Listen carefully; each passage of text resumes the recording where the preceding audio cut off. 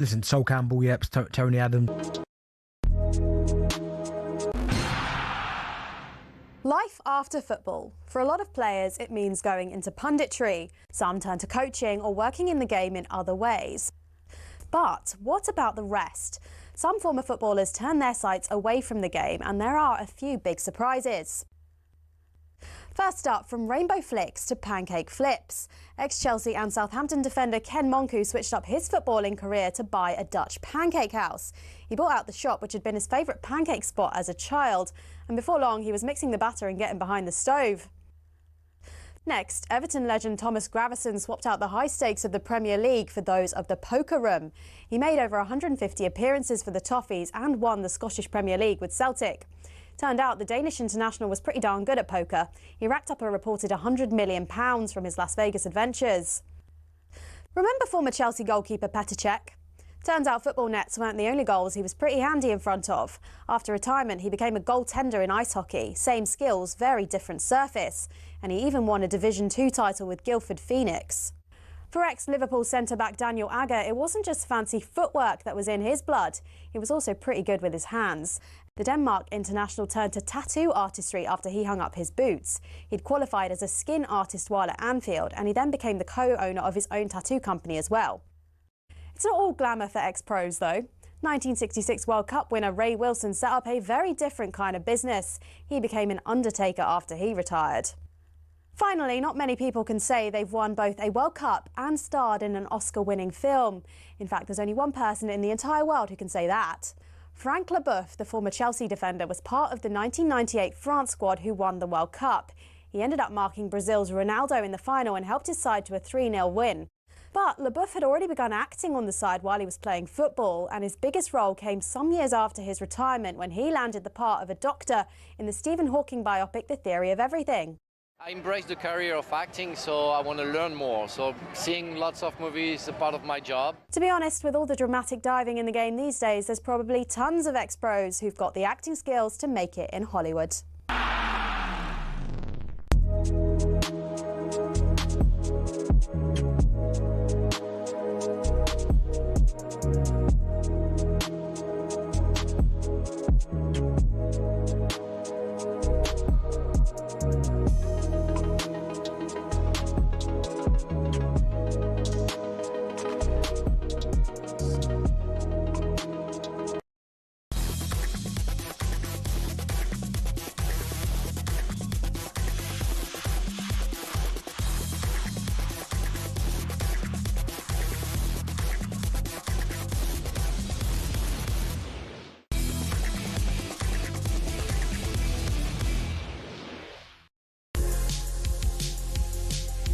Good evening, this is Kickoff on talkSPORT. I'm Natalie Sawyer, and alongside me this Thursday evening it is the former Lioness striker Lianne Sanderson.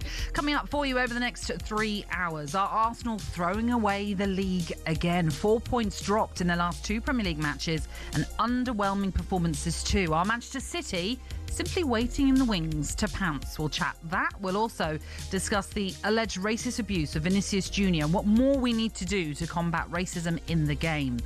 We'll get Lianne's thoughts and discuss the importance of using the right language around important issues. We'll run through the midweek European results, keeping you right up to date with everything that is happening today. Look ahead to the North London derby and another important weekend, as it always is, in the Premier League. That and much, much more on the way. But as always, we want you to get involved with us this evening. You can give us a call on 03717 223344. That is also the WhatsApp number. You can also text us to 81089. Why not join us on Kickoff on talkSPORT? Lianne, how are you this Thursday? Doing great, thanks, Nat. I just got back from Madrid today. Yes. I did the Paris FC game versus Madrid last night. Myself and Shabana Hearn. I mean, the weather in Europe at the moment, I was like, I'll get a little bit of sun in Madrid, even though I was only there for like 24 hours. But like literally, the weather was terrible. But enough about that. You have seen someone really famous today, haven't you? That blew my mind a little bit. Come on, name drop. Well, I was very fortunate. I've been in Leeds over the last few days with friends, had a lovely time with them for the half-term break. And my son and I happened to be in a lounge at Leeds train station, and Princess Anne wandered in. Look at you fancy in the lounge, eh? I mean, I am. I was starstruck. I'm like, it's Princess Anne. She's here. She's here. Was there any ounce of you that was like, I'm going to go and speak to her? Was there too much protection? I'm not one of those people. I've never done that. I'm not. I'm too shy. I hear you. Too embarrassed. I'd rather let them go about the normal day. I hear you. I mean, I'm the type of person that I don't take pictures with people really, like, because obviously in our job, it's not the right thing to do. But sometimes if there's someone like I want to get a picture with, like when I met David Beckham, I've met him a few times.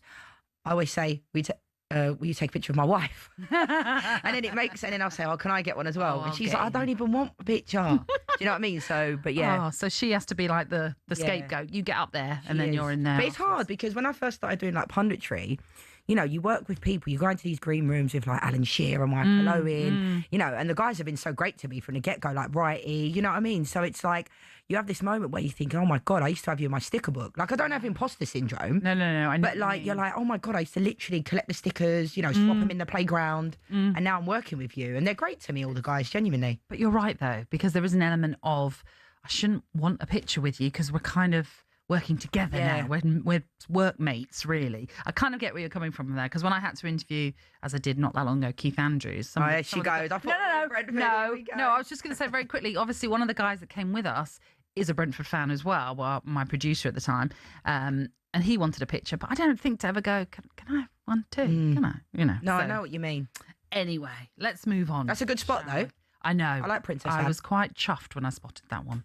I mean, I say spotted. There was lots of... She might have spotted you. I doubt Natalie Sawyer. I don't think she did. But it was quite, I mean, it was a giveaway when, like, you know, the Secret Service walk in and they're scouting out the lounge we're in, and there's hardly anyone in there, so it's quite safe for her to pop in.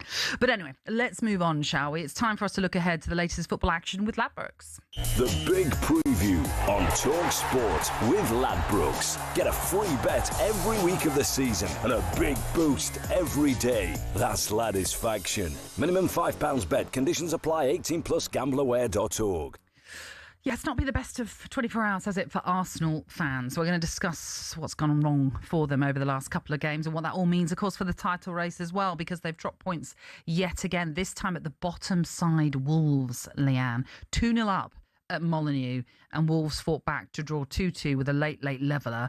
It's a draw that perhaps has given Manchester City just that little bit of a skip in their step, shall we say, as they head into this business end of the title race. Let's focus very much on Arsenal and what's happening to them of late, because this is the second Premier League game that they've dropped points in when they've been ahead. Likewise, it was at Brentford when they were 1-0 up in that one and ended up drawing that 1-1. What do you think is going on with Arsenal right now? I mean, as much as I'm a Man United fan, I always speak highly of Arsenal. You know, I spent 12 amazing... I was at that club from when I was 9 till I was, 21, and then went back there. But yeah, I like Mikel, but it's just the wheels seem like they're falling off. But at the same time, I just said to Benty when we were talking before, like, I don't think it helps that a lot of the fans are on their back. I know the footballers get paid a lot of money, but it's been quite hostile at the Emirates for a couple of months now. Like, when I go to games there, every time there's a sideward pass, it's almost like there's groans. And I get it, I sit on here. I'm not going to be a hypocrite. Like, myself and Crookie sit on here and talk about Man United. Do you know what I mean? But I also think the fans love their club so much, but it doesn't help that they're on their case. On one hand, I understand, but on the other hand, there's still, but it doesn't feel like it's in Arsenal's hands anymore, does it? Because they have to go to the Etihad. There's 2 points in it now. City have that game in hand. And I just think if Mikel Arteta doesn't win the league this year, Nat, like, maybe, just maybe, he's not the right person, genuinely. Maybe he's not. I mean, if they end up just winning the Carabao Cup, right, with the amount of money they've invested, they said last year, the certain players like Zinchenko weren't good enough. They've got rid of those players, right? Now they've got in Gyökeres, who they said they needed a number 9. Yes, he's their top goal scorer, but he's nowhere near it.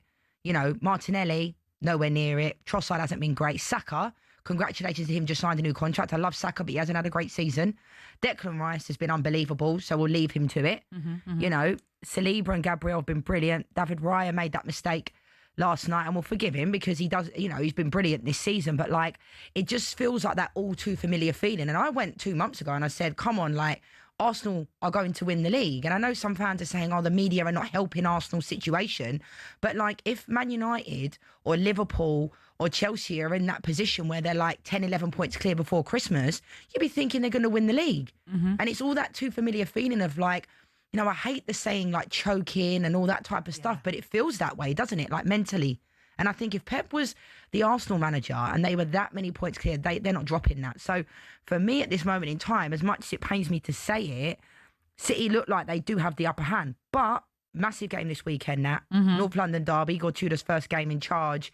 I still think Arsenal will get the job done. It's not like outcry. The fans feel deflated, but it's still within their control. So what I'm saying, Arsenal fans, I know it's easier said than done, just get behind the team because it's within their capability. When Arsenal are performing to the levels we saw them perform at the beginning of the season, they can win this league. But the problem is the Forest game, Brentford, people can tell Brentford are flying high. Arsenal should wrap that one up. The Wolves game, Wolves, probably one of the worst teams, no disrespect to Wolves, that we've seen in the Premier League this season. They've got Armstrong in now, already thinking about being in the Championship. And then Sunderland, there's games where the Liverpool game midweek as well, a couple of months ago that I was at, 0-0. Liverpool didn't even have another 9 in that game.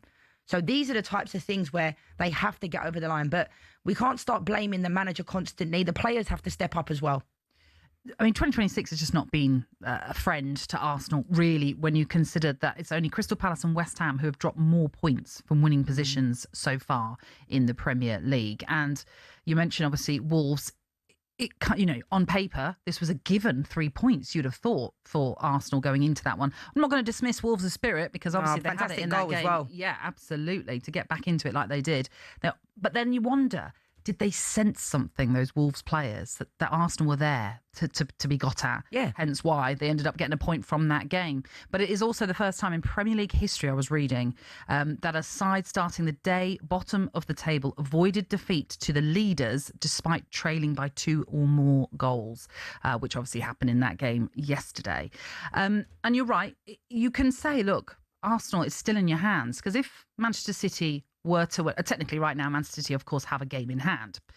If they win that, they would get to within 2 points of Arsenal. And then it might all come down to that game at the Etihad. Everyone expects City to win, don't they? Like, genuinely. Possibly, yeah. But I don't come from that place. I think Arsenal, on their day, they can beat anybody with the type of quality they have. But as you said, earlier in the season, they were beating everyone and doing it well.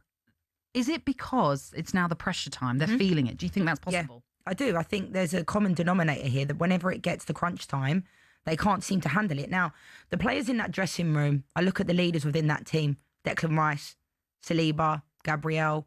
A lot of people have been questioning Martin Odegaard as the captain as well. Is he really standing up at this moment in time? So, and then he's been left out the team. I know he's picked up injuries along the way. But you're always looking to point a finger, aren't you, when the team's not performing? But what has happened, since Christmas? Because they were in unbelievable form. Even the fact that we went there, Man United, and won. I know Carrick has done well, but realistically, I thought we were going to get battered by Arsenal at the Emirates, about 4 or 5-0, genuinely, because I think Arsenal on their day can genuinely annihilate everybody. Now, again, it's still within their powers. I know the fans are really disappointed, which I completely get.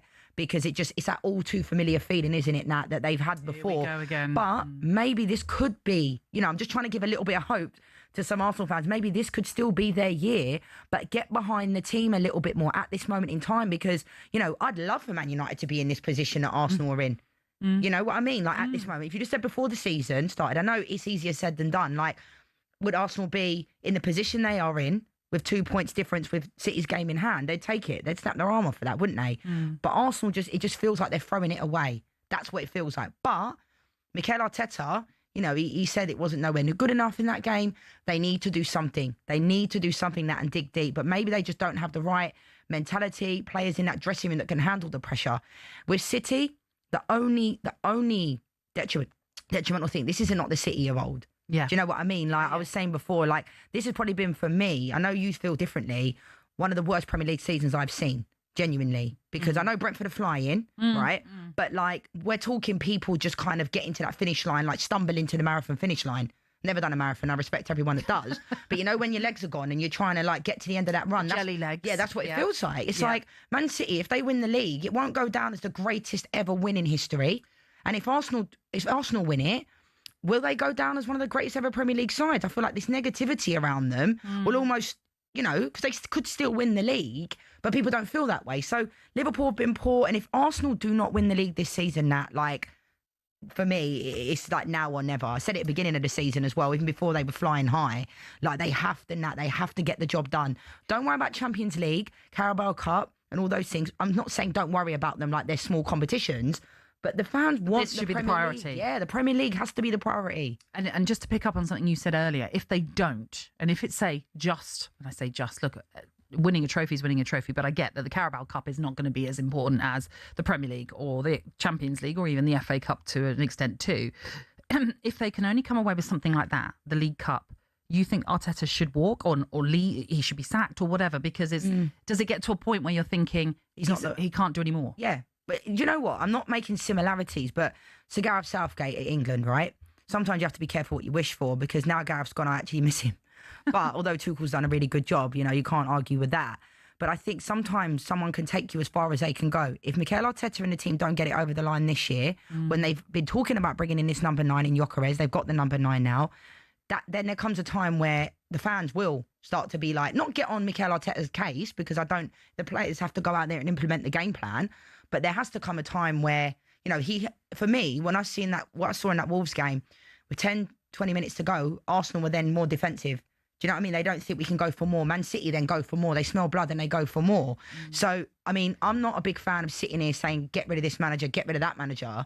But one trophy in 6-7 years that he's been there is nowhere near good enough. With the money they've invested in Declan Rice, those types of players over 100 mil, like, they've spent money. I know the Cronkies come under a lot of pressure sometimes and people look to point fingers, but they have spent money. So, and Mikel Arteta's been able to build this squad, hasn't he? It's his squad. Well, yeah, he's someone else's team. Well, let's not forget, he is the manager, not the head coach. No. He wanted to be the manager because he wanted to have more of a say in the running and of the transfers and everything else at the club. So I get where you're coming from. I'm sure he must be thinking that to himself now. If he can't get it over the line this year, I'm not saying he has self-doubt, but he must be thinking, maybe I'm not the right person. Surely. Well, you might have to ask questions of it, certainly. It'd be interesting to know if any Arsenal fans agree that if you don't get it over the line this season, is that it for Mikel Arteta? You know what you can do. You can get in touch. 03717 2233 44 is the number to call us on. That's what you can WhatsApp us on, or you can text us to 81089. Huge North London derby, of course, coming up this Sunday. We'll look ahead to that one in more detail a little bit later on. But that was all thanks to Ladbrokes. The big preview on talkSPORT with Ladbrokes. Get a free bet every week of the season and a big boost every day. That's Ladisfaction. Minimum £5 bet. Conditions apply. 18 plus gambleaware.org. Right, let's find out what's happening with the two Premier League clubs that are involved in European action right now. Both kicked off at 5:45.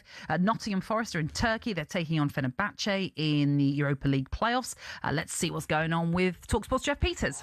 Well, 17 minutes to go. Nottingham Forest are leading Fenerbahce by 3-0. Murillo and Igor Jesus in the first half, and then Jesus set up Morgan Gibbs-White for the third early in the second half. They've made some changes of Forest. Luca has come on, and Doy, Dominguez, Yates. Of course, their next league game is against Liverpool on Sunday, and they will want to rest one or two legs ahead of that. Full commentary the rest of this game on talkSPORT 2. Forest have been excellent here. They're leading Fenerbahce by 3-0. Jeff Peters, thank you very much. Let's take you to Bosnia, where Crystal Palace are playing in the Conference League playoffs. Ian Abrahams. Still Zrinski 1, Crystal Palace 1. Palace ahead before half-time through Ismail Assar. Abramovich equalising for the Bosnian side, but Palace have had two glorious opportunities in the last 5 minutes. First of all, Strand Larsen played the ball back to Adam Walton, edge of the penalty area. His left-footed drive came back off the crossbar, and seconds ago, Walton corner. Chris Richards at the far post. He's got the freedom of Bosnia. There's nobody anywhere near him, and somehow 6 yards out, he's headed the ball wide. It's come more off the top of his head than the side of his head, and he's completely missed the target. That could be costly for Crystal Palace. 12 minutes to go. Zrinski 1, Crystal Palace 1. Ian, thank you very much. We'll keep you updated then on all those games. And also Celtic are in action later this evening, which is an 8 o'clock kickoff. We'll look ahead to their Europa League playoff match when they host Stuttgart next. You're tuning in to kick off this Thursday evening with Ladbrokes. It's 18 and over. BeGambleAware.org.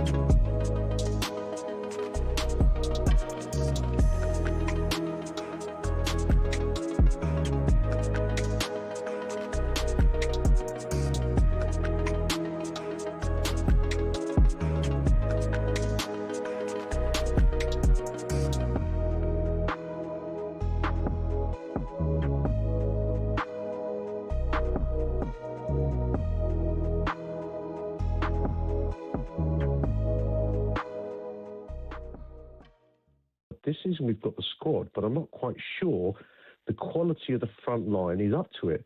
I don't rate Gyökeres. He's come in supposedly as the goal scorer we were hoping that we needed to get us over the line. He's not been that person. We signed Eze, who actually was on the verge of going to Tottenham. And with all due respect to Eze, he's talented, but he's more of a Tottenham player because he's an in-and-out player. He doesn't do it week in, week out. He's a streak-type player. He's not an Arsenal player.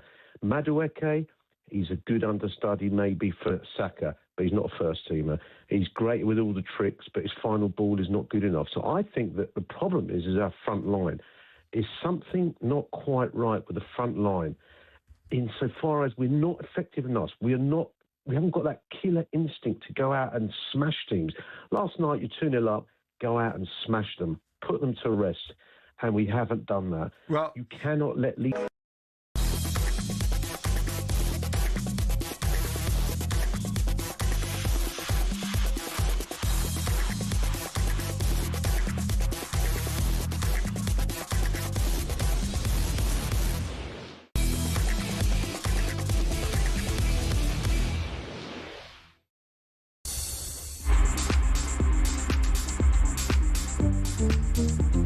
Kick-off on talkSPORT with the former Lioness striker Lianne Sanderson and me, Natalie Sawyer, taking you through into the sports bar at 10. Now, shortly we're going to look ahead to Celtic's vital game in the Europa League playoffs as they host Stuttgart in the first leg. But right now, let's bring you the latest odds from Ladbrokes. Odds update on talkSPORT with Ladbrokes. Get a free bet every week of the season and a big boost every day. That's Ladisfaction. Minimum £5 bet. Conditions apply. 18 plus gambleaware.org.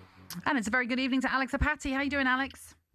I'm good, thank you. I just don't know why it tickled me. Ian Abrams saying Chris Richards had the freedom of Bosnia. It's a funny line. It made me laugh. Thinking about it for 3 minutes now. So, yeah. I'm glad it's memorable for you. Let's quickly get to what I'd do with the freedom of Bosnia. Sorry, I don't know what I'd do if I had the freedom of Bosnia. Anyway, it's one to think about at bedtime. It's one to have the freedom of a city, but of a whole country. That is different. Absolutely, I hear you. Right, after that result at Molineux yesterday, has that shaken things up when it comes to the Premier League outright betting? Yeah, absolutely. I mean, it's not looking good for Arsenal fans at the moment. I said last night to a friend, I don't know how you go from 2-0 up against bottom of the league to having players getting booked for scrapping at the end. Is it bottle or complacency or what? Who knows? But it's a position, put it this way, a lot of football fans will have enjoyed last night. I'm sure the neutrals, Tottenham, and notably Manchester City. And it does mean that we've got a proper title race now, according to the betting. I mean, technically it's in both of their hands, isn't it? They play each other still. So if either of them win all of their games, now they win the league. It's as simple as that on paper. Arsenal, as things stand, are still favourites. They're 8-13. Manchester City are 11-8, which is the shortest price that City have been all season to win the Premier League. They were as big as 8-1 at one stage last year. I think in November they were 8-1. And Arsenal, had they have beaten Manchester United a couple of weeks ago, they would have been as short as 1-10 to win the Premier League. Crazy what a couple of results can do, and obviously it's a massive weekend now. So both teams are 1-2. They're odds on to win their games this weekend against Newcastle and Spurs. Although based on what we've seen in the last few weeks, I don't think you'd be surprised to see one or both drop points this weekend, would you? Well, we don't have long to find out, do we? Let's look ahead to tonight's game where Celtic are taking on Stuttgart. Yeah, big ask for Celtic tonight and to qualify, of course, as well. But Look, it's not often at home Celtic aren't favourites to win a game of football, but it is the case here against Stuttgart. The visitors are even money favourites. Celtic are 12-5 and the draw is 11-4. And one of those where you feel if Celtic are going to progress, they'll need to win tonight. And I don't think it's beyond the realms of the imagination that they do. The only problem is they were pretty bang average in the league and only just snuck through into this phase. Traders reckon there'll be goals. It's 1-2 for both teams to score tonight. The most likely scoreline actually is 1-1. Sorry for the great for the fence sitters. That's 6-1. Rio Hatate, it doesn't start for Celtic, but he has 5 goals this season, and 3 of them have come in this competition. He's 7-1 to come on and score at any time tonight, and 12-1 to maybe score in a Celtic win. Celtic have got to have some hope here, so I'll lean into that and go Celtic to win and both teams to score. That's just over 4-1. OK, Alex, time has beaten us. Thank you very much. Enjoy the potential of Monday, being given the freedom of Bosnia. You never know. Thank you very much for now. That was a look at the latest odds with Ladbrokes. 18 and over, begambleaware.org. Odds update on talkSPORT with Ladbrokes. Get a free bet every week of the season and a big boost every day. That's Ladisfaction. Minimum £5 bet. Conditions apply. 18 plus gambleaware.org. OK, let's take you back to Ian Abrahams because VAR has had to get involved in this game for Crystal Palace. What's happened, Ian? It's still Zinski Mostar 1, Crystal Palace 1. But as the ball was played towards the striker, he had a shot, went for a shot on target against Dean Henderson. Ball popped up in the air.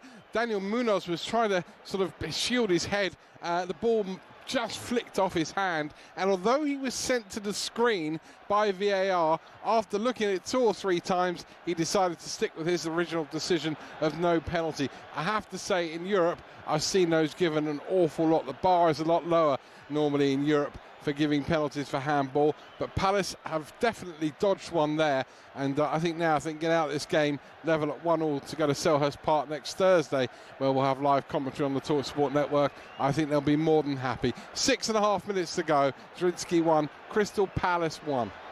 Ian, thank you very much. I mean, it took a little while for that to come. Yeah, that was quite strange because obviously we're watching it and I know Dean Henderson kind of had a sigh of relief, but it was a weird one because I agree with the Moose. I feel like I've seen those given, but at the same time the ball had already gone, and almost like the goalkeeper had punched after the fact. Then they were looking at the handball. Yeah. So I think in the end they said it was a handball. Yeah, the opposite way. But good to see the on-field referee, despite the fact that VAR has told him to go to the monitor. He's not been persuaded by that. He's gone, no, I'm sticking with my on-field decision. But as Ian was saying, this a draw could certainly be a vital result for Palace to take back into the second leg. As we mentioned, Celtic are in Europa League action this evening in the playoffs. Let's bring you team news for this one. It is with talkSPORT's Ian Danta. Evening to you, Natalie. Martin O'Neill takes part in his 1,000th game in professional management tonight as this second temporary spell in charge of Celtic this season reaches the Europa League playoff round. This 2-legged tie against a dangerous free-scoring Stuttgart team who themselves only finished a point outside the top 8. 8 wins and 2 draws for O'Neill since returning to Parkhead on this occasion, and late winning goals have been the thing for Celtic in recent times. Their starting 11 shows 3 changes from the dramatic 3-2 win at Kilmarnock on Sunday. Paolo Bernardo, Sebastian Tunekti and Thomas Kvanchara are brought in for Hatate, Yang and Adamu. Stuttgart have 1 or 2 familiar names in their lineup, notably Dennis Undav, who never quite made the grade at Brighton, but has 16 goals from attacking midfield for the visitors. Lorenz Assignon's on the bench. He had a loan spell at Burnley a couple of years ago. And Bilal El Kanous starts. He's on loan at the moment from Leicester City. So quickly the Celtic lineup: Schmeichel in goal, a back four of Araujo, Trusty, Scales and Tierney. Paolo Bernardo, McGregor and Nugent are the 3 in midfield. Maeda, Kvanchara and Tunekti are the front 3. At Celtic Park, it's live on talkSPORT 2 at 8 o'clock. The first leg in the Europa League playoff for the round of 16. Celtic against Stuttgart. Ian, thank you very much. You'll be able to hear Ian then in commentary duty for that one, and he's going to be joined by Chris Iwelumo, the former Scotland striker, who could quickly join us now as we look ahead to this game. Great to have you with us, Chris. Just tell us, since Martin O'Neill's return for this second stint, he's gone undefeated at Celtic. What has he brought in this short space of time that has seen them go on this impressive run?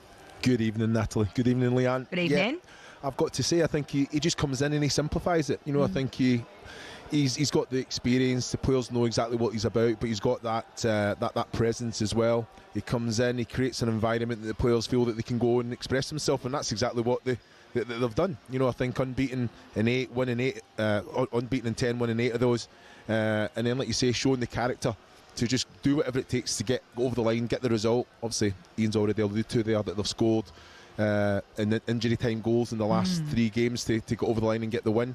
And I just think that says a lot about the character. But tonight is, for me, it's a must-win. They have to take that lead. They have to get that lead into the next fixture. I think it's so important. Stuttgart have struggled on the road, you know, in the league phase as well. Only 1 win, 3 defeats. So Celtic have to capitalise on that tonight. And Chris, you talk about this game being a must-win, but for the fans, like obviously since Martin O'Neill's come back after Wilfred Nancy moved on, you know, they're 3 points behind Hearts with a game in hand. Like, is there a certain thing where people are thinking these types of games are a bit of a distraction and the fans would rather than focus on the league? Well, being a Celtic fan, Lianne, it's no, this is what it's all about. You know, I understand that. Martin O'Neill, he should never have left. You know, I think Nancy came in and tried to change too many things too quickly, and just like you say, it's the best thing. The best football is winning football. Martin O'Neill come in and galvanise the group. They know exactly what to expect from him. Yeah, I understand, but I think it's just winning games, winning habits. You know, being involved in these European nights. This is what the fans want. The atmosphere tonight at Celtic Park will be absolutely amazing. Trust me, it's going to be hostile. Stuttgart have got to be up for it, and I think that just kind of, if you win this game tonight, it just kind of propels you, gives you that little bit of momentum to take it into the league. Well, enjoy it. Being Thanks, a fan, never easiest when you're a fan, but enjoy it nonetheless, Chris. I'll try. You'll be able to tune in to talkSPORT 2 to hear Chris Iwelumo and Ian Danter then bringing you everything that happens at Celtic Park for Celtic against Stuttgart in the first leg of that Europa League playoff. Now, you're tuning in to kick off on talkSPORT. Next up, we'll get the full times from the matches that have involved Crystal Palace and Nottingham Forest. And then we're going to turn our attention to very serious matters and the alleged racist abuse faced by Vinicius Jr. How important is the role of education in continuing to eradicate such things happening again? And what punishment should racist offenders face? That's next.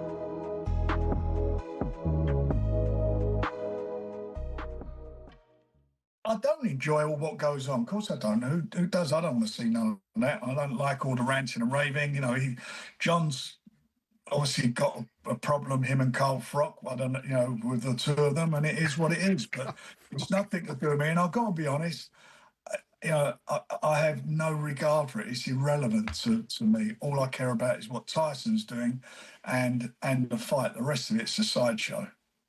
You say that, Frank, but you are the promoter. I'm not the promoter. You're Tyson's promoter. I'm Tyson's promoter, but I'm not the promoter of the event. It's a ring event. It's on, you know, I have an exclusive contract with DAZN. This fight's on, as you well know, it's on Netflix. But if you're uncomfortable with it, Frank, might you not have a word with Tyson? I don't understand. Sorry, but I'm not responsible for what people do or in their family members are in or are with them or whether that's down to them. It's nothing that I'm not responsible, nor would I take the responsibility for that. You know, it's no different if one of your relations starts ranting and raving and screaming and shouting. It's not down to you. If it were an event that you were a promoter of note on, say, for example, you make the fight between the winner of Dubois versus Wardley, and you see this sort of behaviour exhibiting itself, would you put a stop to it? Would you suggest that you'd exclude John? Who would have thought a sporting event's halftime show could have a bigger impact than the game itself? That seems to be the case with the Super Bowl halftime show. In 2024, Usher brought in an audience of 180 million worldwide, the biggest in the event's history. But how did singing and dancing get to be the centerpiece of America's biggest sporting event? The first Super Bowl was held in 1967. Initially, the halftime show was a display purely for the fans in the stadium, with marching bands, dancers, and American patriotism for all to see. And that's what it was for the first few years. Disney had a go with a few questionable displays in the 1980s, but it wasn't until '93 that we got the first glimpse into the future of halftime shows. Michael Jackson's stellar performance gave NFL execs something to think about. A raft of massive names followed, including Diana Ross, U2, Janet Jackson, who gave us the most famous or infamous wardrobe malfunction of all time. So how many people are involved? To give you an idea of the scale, Rihanna's 2023 performance included 800 people, and experts reckon it cost $13 million.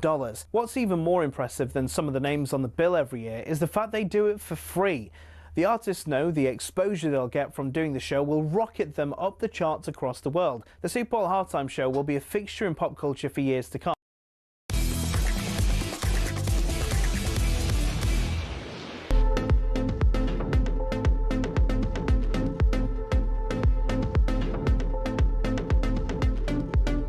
This is Kickoff on talkSPORT, and it is Lianne Sanderson, the former Arsenal women's striker, who is alongside me, Natalie Sawyer. We're taking you through until 10 o'clock this morning. And don't forget, we always want you to get involved in anything that we are discussing this evening. We already started talking about the Arsenal situation after they dropped yet more points this year, and I'm talking about 2026. 4 points they've dropped in their last two Premier League games, having been 1 up at Brentford and 2 up at Wolves, but both those sides came back to earn a point. What does that mean for the title race, and how do you see it going forward? If you want to get involved, you're more than welcome to give us a call. 03717 223344 is the number to call us on. You can text us as well to 81089. And you were saying there was a really interesting text or WhatsApp from Jeff in California. Said, ladies, it was a great watch from a Wolves perspective. I'm a Wolves fan. How they played in the second half, but you're right, Arsenal can't get it over the line. The time wasting was so bad from the team with all their talent. It took them over a minute to take a corner. No one wanted to take it. Rice eventually went over. How embarrassing for the Arsenal players. Thanks, ladies. Do you know what? I saw Wolves on their TikTok account did a little video of all of the sort of time wasting that Arsenal did in that game yesterday. There are dark arts, but from the Arsenal fans' perspective, they don't want to be. They shouldn't be time wasting against a Wolves side. No disrespect. No, I hear you. Fair play to Wolves. They got a point out the game, but come on. They should have had that game wrapped up. Wrapped up, absolutely. Should have all been sewn up, because technically this should have been a routine win for Arsenal. It did not turn out that way at all. We are into added on time, by the way, in the games that are taking place right now. In fact, it's over in Nottingham Forest's game. Let's bring you a full-time update with Jeff Peters. It's finished. Fenerbahce 0, Nottingham Forest 3. People talk about a new manager bounce, and there's certainly been one for Forest's Vitor Pereira. They have been magnificent in this first leg. Murillo set the ball rolling, racing from halfway and smashing in a cracker from 25 yards. It was 2 just before the break. Igor Jesus heading in at the far post after Morgan Gibbs-White flicked on Anderson's corner. Jesus then unselfishly set up Gibbs-White for the third soon after the restart, recovering from a stumble to nutmeg Edison. On the basis of what we've seen in Istanbul tonight, Forest will have no problem progressing, and they'll be full of confidence as Liverpool head to the City Ground in the league on Sunday. Fenerbahce 0, Forest 3. Jeff, thank you very much, and let's bring you the closing stages and, of course, the full time for Crystal Palace. Ian Abrahams. Won, Crystal Palace won. The key figure in this game, the referee Manfredas Lukankowskis, because he, 6 minutes from the end, went to the screen when VAR told him to, decided that the ball brushing the hand of Daniel Munoz was not worthy of giving a penalty. Palace had taken the lead just before half-time. Ismaila Sarr firing the ball home. They also hit the crossbar through Wharton in the second half, and there was an effort from Chris Richards, which he should have buried with a header. But there was an equaliser as well for Carlo Abramovich of Zrinjski Mostar, and that means that they will go to Selhurst Park next Thursday for the return leg, which will be live on the talkSPORT network with the score Zrinski 1, Crystal Palace 1, all to play for in South East London next Thursday. Ian, thank you very much. And Celtic are in action at 8. We'll keep you updated on that. Let's turn our attentions to a matter we don't really want to talk about, in the sense of we don't think it should be happening, but allegations of racist abuse towards the Real Madrid star Vinicius Jr. And it all stemmed on the Benfica winger, Gianluca Prestiani, just after the Brazilian had scored a wonder goal to give his side an advantage in their Champions League tie.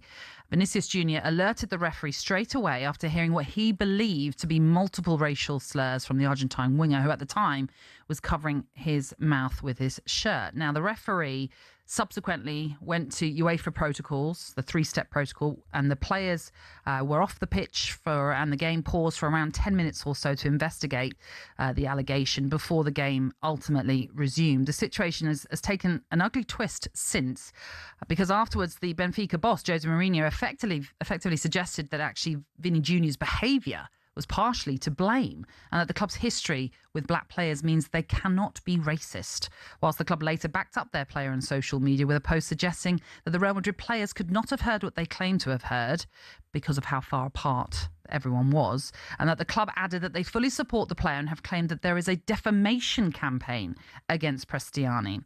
Real Madrid, meanwhile, say they have provided UEFA with all available evidence following the opening of the investigation. They described the alleged abuse as unacceptable and said they were grateful for the unanimous support and affection that Vinicius has received since the incident.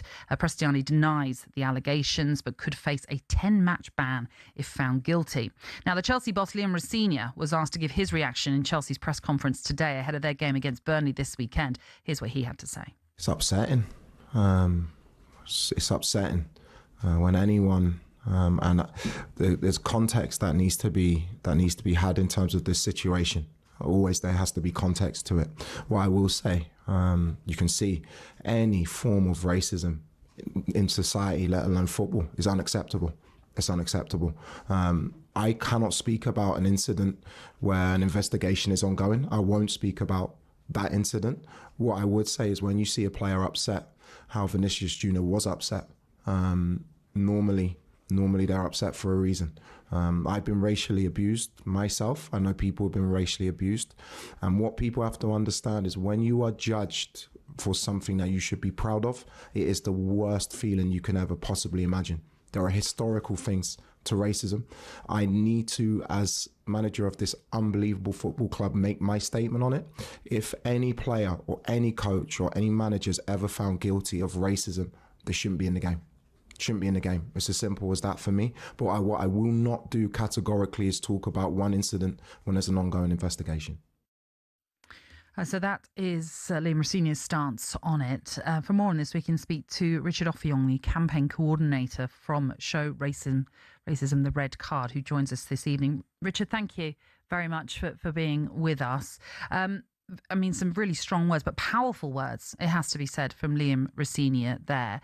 And I know he's not alone in echoing what he has said. And many managers, I'm sure, throughout the next few days will be asked their opinion on it. But we need spokespeople like that, don't we, to have that important say that hopefully gets the right message across. Absolutely. First off, thank you for having me on. Yeah, very powerful words from Liam Rossini. He's actually a patron of Show Racism the Red Card. He's worked with us many times in the past while he was still playing, whether he was at Hull City. So I knew that he would speak really well on the topic. So yeah, the more people in power, the more people in high profile places that can condemn racist abuse. And again, I'm not just talking about the incident that allegedly happened the other night. Racism in sport, racism in football, in society, it has no place. And, you know, the Champions League, it's the pinnacle of, of football. And racism, it directly contradicts, the ethos and the values of what UEFA should stand for. Yeah, good evening, Richard. Thanks for coming on. I mean, obviously, people like us, we often have to talk about this, and it's not something we really want to have to talk about, but it's so important. I mean, obviously, it's alleged at the moment, but for me, what I see is the reality is there, the way that Vinny reacted. But I think one thing I'm thinking about, like, Gianluca Prestiani, like a 10-game ban, that to me is nowhere near Like, that's obviously the speculation. But I agree with what Liam Rosini has said. Like, I think lifetime ban. Sorry, that's the reality for any manager and player. Like, what do you make of this 10-game situation potentially? Because for me, it's nowhere near. Well, it's a difficult one because what will be said is, oh, it's his word against my word, where clearly we know something's been said. You know, Lianne, you've played football at the highest level. Things do get said on a football pitch, which can be not great, but there's a certain reaction, and the reaction that Vinicius Jr had, we can tell it's something that's crossed the line. And sporting bodies, they need to enforce meaningful consequences for these actions if they were to be proved guilty, whether it's a points deductions or forfeits or whatever, or a ban, depending on the extremity of what's been said or done. But what it can't just be is a slap on the wrist fine, because it seems as if it's performative. And also, when we were going back onto what we were saying about important spokespeople in the game, when you hear what Jose Mourinho had said afterwards, where he effectively put a portion of the blame onto Vinicius Jr by suggesting he shouldn't have celebrated in the way that he did and he should have done it in a respectful manner. I mean, that in itself is, I'm not saying, you know, he obviously he has to take stock of the situation, so he can't necessarily straight away and come out and criticise his own player if he doesn't have the evidence in front of him. But you can't then also blame the player for celebrating a goal, in which is a very natural way to do so. That in itself is very provocative in what he was suggesting. It's really bad. It's really disappointing as well. You know, again, he's a high profile. People listen to what Jose Mourinho says, and to victim blame. Yeah. Where somebody maybe is again allegedly been on the receiving end of racism, to say that you were overzealous with your celebration. It wasn't. It wasn't. You know, it's you done a dance in the corner flag. That's absolutely fine. You know, I saw Roger Miller. Yes. He celebrated in the corner flag. Yeah, and you know, it's an iconic World Cup moment. So to put the blame onto Vinicius Jr, it's really disingenuous. And I know Jose Mourinho, he is, you know, he's the manager of his club. He's looking out for his club's interests. But there's a way to go about it. You know, he could maybe take stock, but he's already nailed his colour to the mast and thought, well, he's been provocative. He's incited this, where I'm sure if he was the Real Madrid manager, like he has been in the past, he wouldn't be saying those things. Yeah, I think as well, Richard, like, I've seen a lot of people's response to this, right? And I think it was covered fantastically well by Kate Scott on CBS and Michael Richards and Thierry. I thought it was exactly spot on. They got it bang on. But, like, I was quite disappointed with a number of people's response that work in my industry. Is this something that, like, you guys are going to maybe potentially look at doing, like, workshops? Because the companies I work for in America, you know, as we talk about language, lazy language being used, microaggressions, like, is this now open up a bit of a can of worms? Because I think some of the way that some people in my line of work responded to this, I was quite disappointed. It might be a sign of ignorance, not knowing, not being fully aware, educated on this topic of racism. So, because words do have power, and if you are using lazy sort of tropes or stereotypes, or minimizing the impact of what it could do, or victim blaming, or, you know, it can have a really serious impact. So yeah, education is the best way to combat racism and, you know, unconscious bias that somebody may have. Richard, we appreciate you sparing the time. Thank you. Thanks, Richard, very much for being with us this evening. I wanted to actually just quickly get your thoughts on it all, Lianne, because obviously we spoke predominantly there to Richard, but this was something I know that you really wanted to speak about as well. Yeah, I mean, I could be here all night, Natalie, talking about something like this. I love Vinny Jr, and I think he's often come under a lot of scrutiny. You know, it's interesting because we talk about these microaggressions, and a lot of people listening might think, here we go again. But I think there's a thing here where you look at someone like Antoine Griezmann, who I absolutely love, right?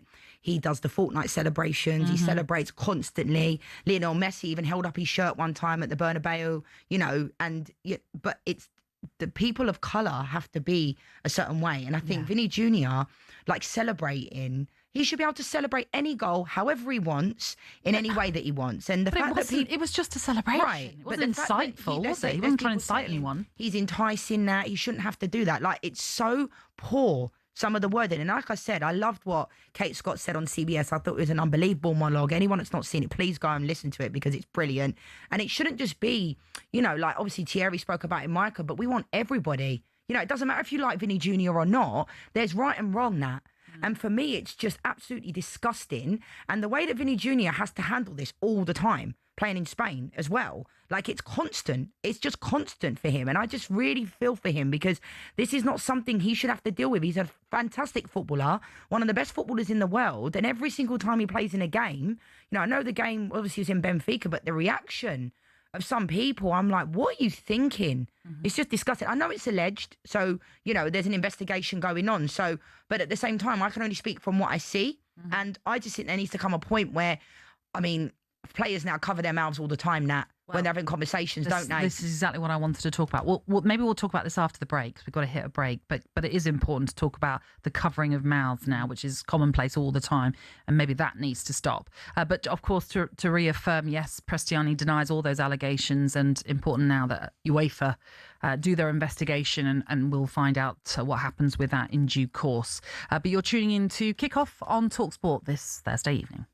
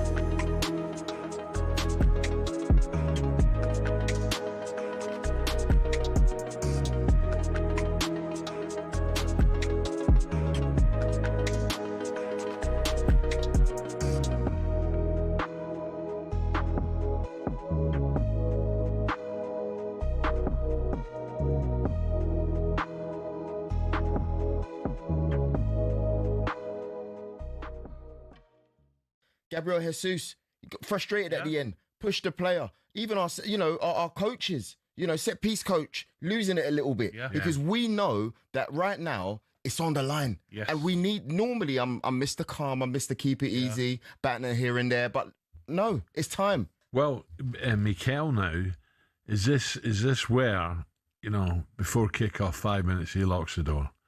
He says, don't you dare let yourselves down. Look around you. Player for player, we're different class to Tottenham. Do not blow it now.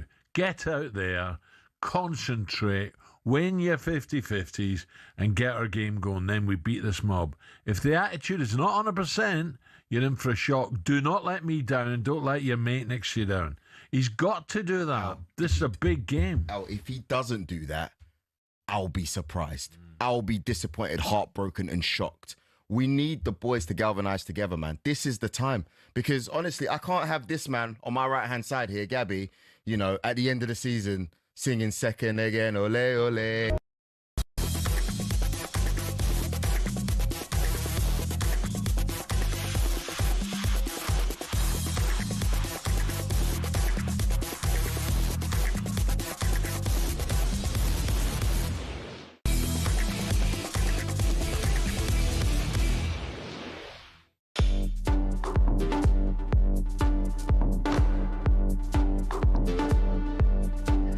This is Kickoff on talkSPORT, and it is the former England striker Lianne Sanderson who is with me, Natalie, Sawyer, and we're continuing the debate on the education of football players, of broadcasters, of everyone involved in football, sport, and in society in general.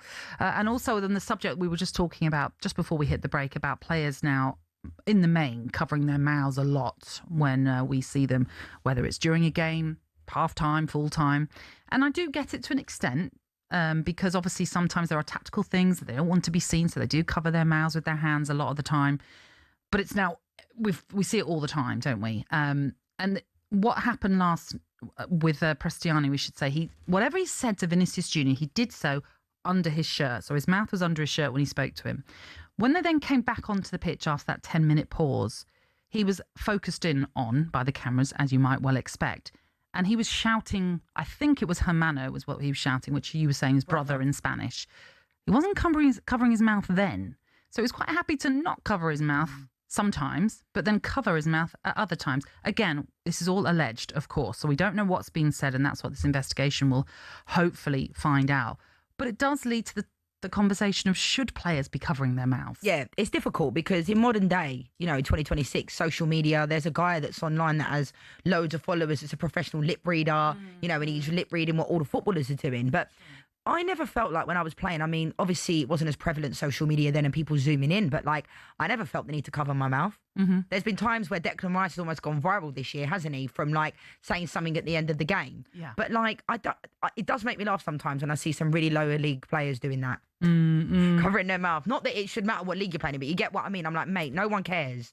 And at the end of the day, you should be able to just speak openly to people, but they're constantly covering their mouths. So is it realistic? Is it tangible to bring in a rule where players can't cover their mouths? Like, come on, like what are we living in that? I know, I agree. You know what I mean? Like, it's just a weird one, isn't it? Oh, who would have thought that Howard Webb, maybe at the beginning of the season next year, we're going to have a meeting, which we always do, and they're really informative, but we're going to now bring in a new rule of players not being able to cover their mouths, and I don't know. But I just wanted to pick up something quickly that Mourinho said as well about Eusebio. Oh, yes. Yeah. Because that really kills me. As someone of colour that's grown up, you know, in a place where constantly me and my dad are followed around shops, it's the reality of being a person of colour. But it's that old chestnut of, oh, I can't be racist because I've got black friends. Yes. Do you know what I mean? Come on, Eusebio is a legend. That's got nothing to do with Cristiano, what he's done, alleged to have done. Do you know what I mean? Like, let's stop all that. But to be honest, Mourinho's got a history of doing stuff like this, of saying things at the wrong time, and they can be really hurtful towards Dele Alli, you know, Luke Shaw. Yeah. I know it's completely different to what we're talking about, but people just need to be aware of the position they're in, and someone's opinion sometimes does carry weight. You know, someone like Calvin Phillips, who Pep Guardiola spoke about his weight. Yes, he hasn't had a great career at City, but that kind of like, then everyone started questioning Calvin Phillips' ability to be a professional footballer. Absolutely. Keep that behind you, keep that with people. Do you know what I mean? So behind the scenes. So I do think people need to be mindful of how they come across, their wording. And so, just to go back onto what you mentioned about the sort of educational training you've had as a broadcaster in America, what kind of things were you taught then, or were you, I say taught, you probably knew a lot of it anyway, or reminded of? Yeah, like I don't know everything, but I do think like we often in America do. We had a seminar last week that I couldn't physically go to, but I joined in on Zoom, and like they had a speaker there, and they're talking about, you know, the connotations of like a black player. So often I was never told I was crafty and creative. It was like, oh yeah, I was never quick either. So that's the one thing that everyone always says about black players. They're quick and they're strong. That would be the only thing. As a number 10, I was never seen as being this crafty, creative player, because that doesn't go with what people stereotypically think. So the wording that a lot of broadcasters and commentators have used in previous years, I've noticed it's changed of late.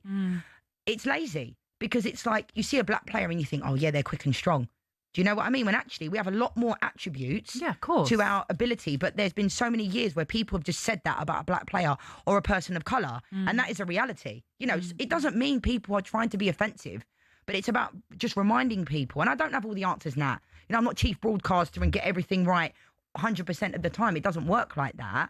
But for me, this whole education, like, I sometimes think that's also lazy for people to then use, because when something like this happens, we see all these kind of campaigns coming out, we see all these things, and I'm like, okay, but this should have already been in place, because it shouldn't take something so bad to happen for people to then take action. So I'm hoping once this is all investigated, there will be repercussions, that are strong repercussions, not a 10-game ban. More than that, Nat, because it's too much. And I feel for Vinny Jr. because I don't know how he does it. Genuinely, playing in Spain with the amount of abuse he comes under, I don't know how he does it. Genuinely, come to the Premier League. I'm not saying that it doesn't happen, but I'd love him to come to England. Well, I think this is the 20th incident that he's been involved in.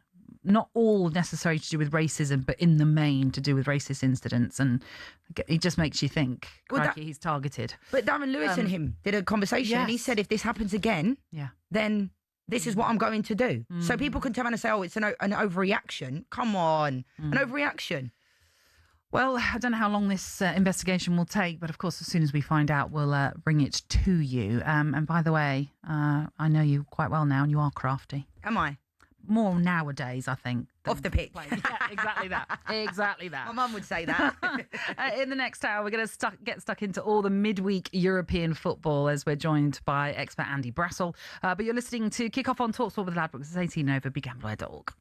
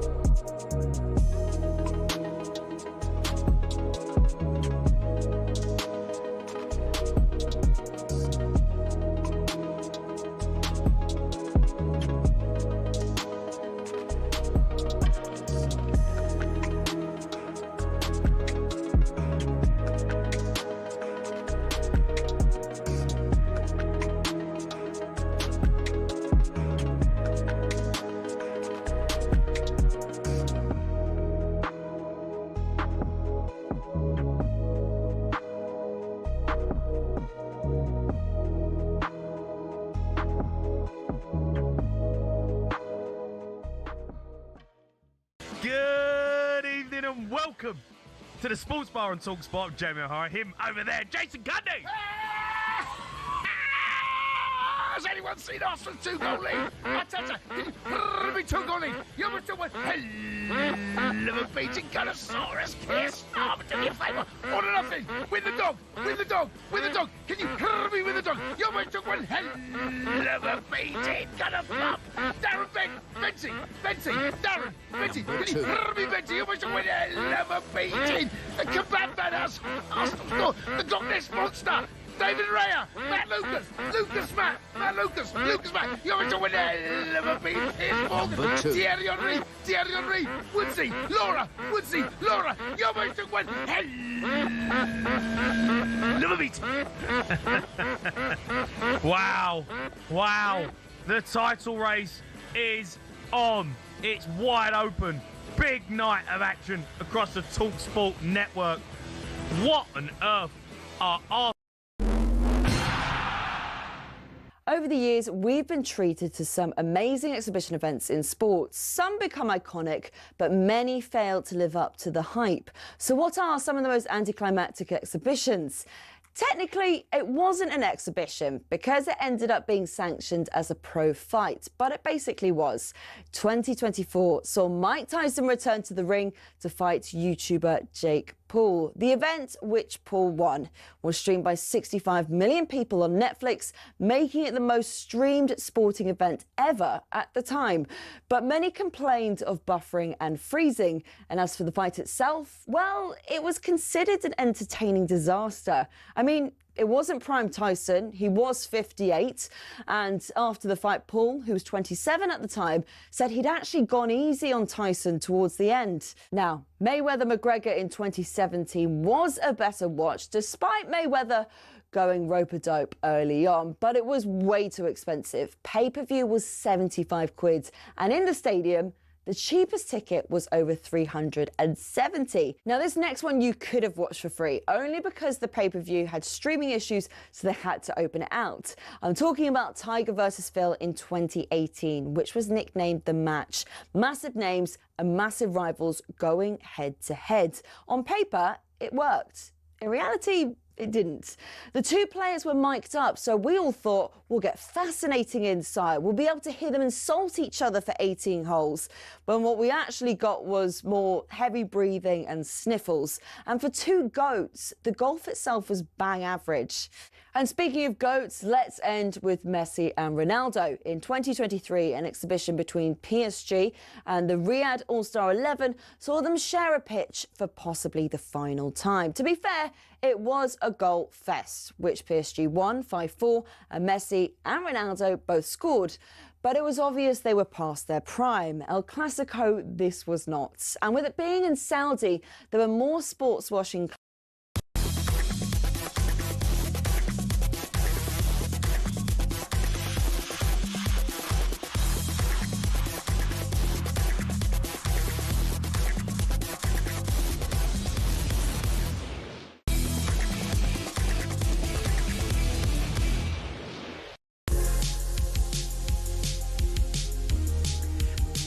Good evening. This is Kickoff on talkSPORT. I'm Natalie Sawyer, and alongside me this Thursday evening, it is Lianne Sanderson. In this hour, we are going to be discussing all of the midweek European action, including tonight's games. We're also going to keep you right up to date with what's happening with Celtic as they've just kicked off in their Europa League playoff at home to Stuttgart in the first leg.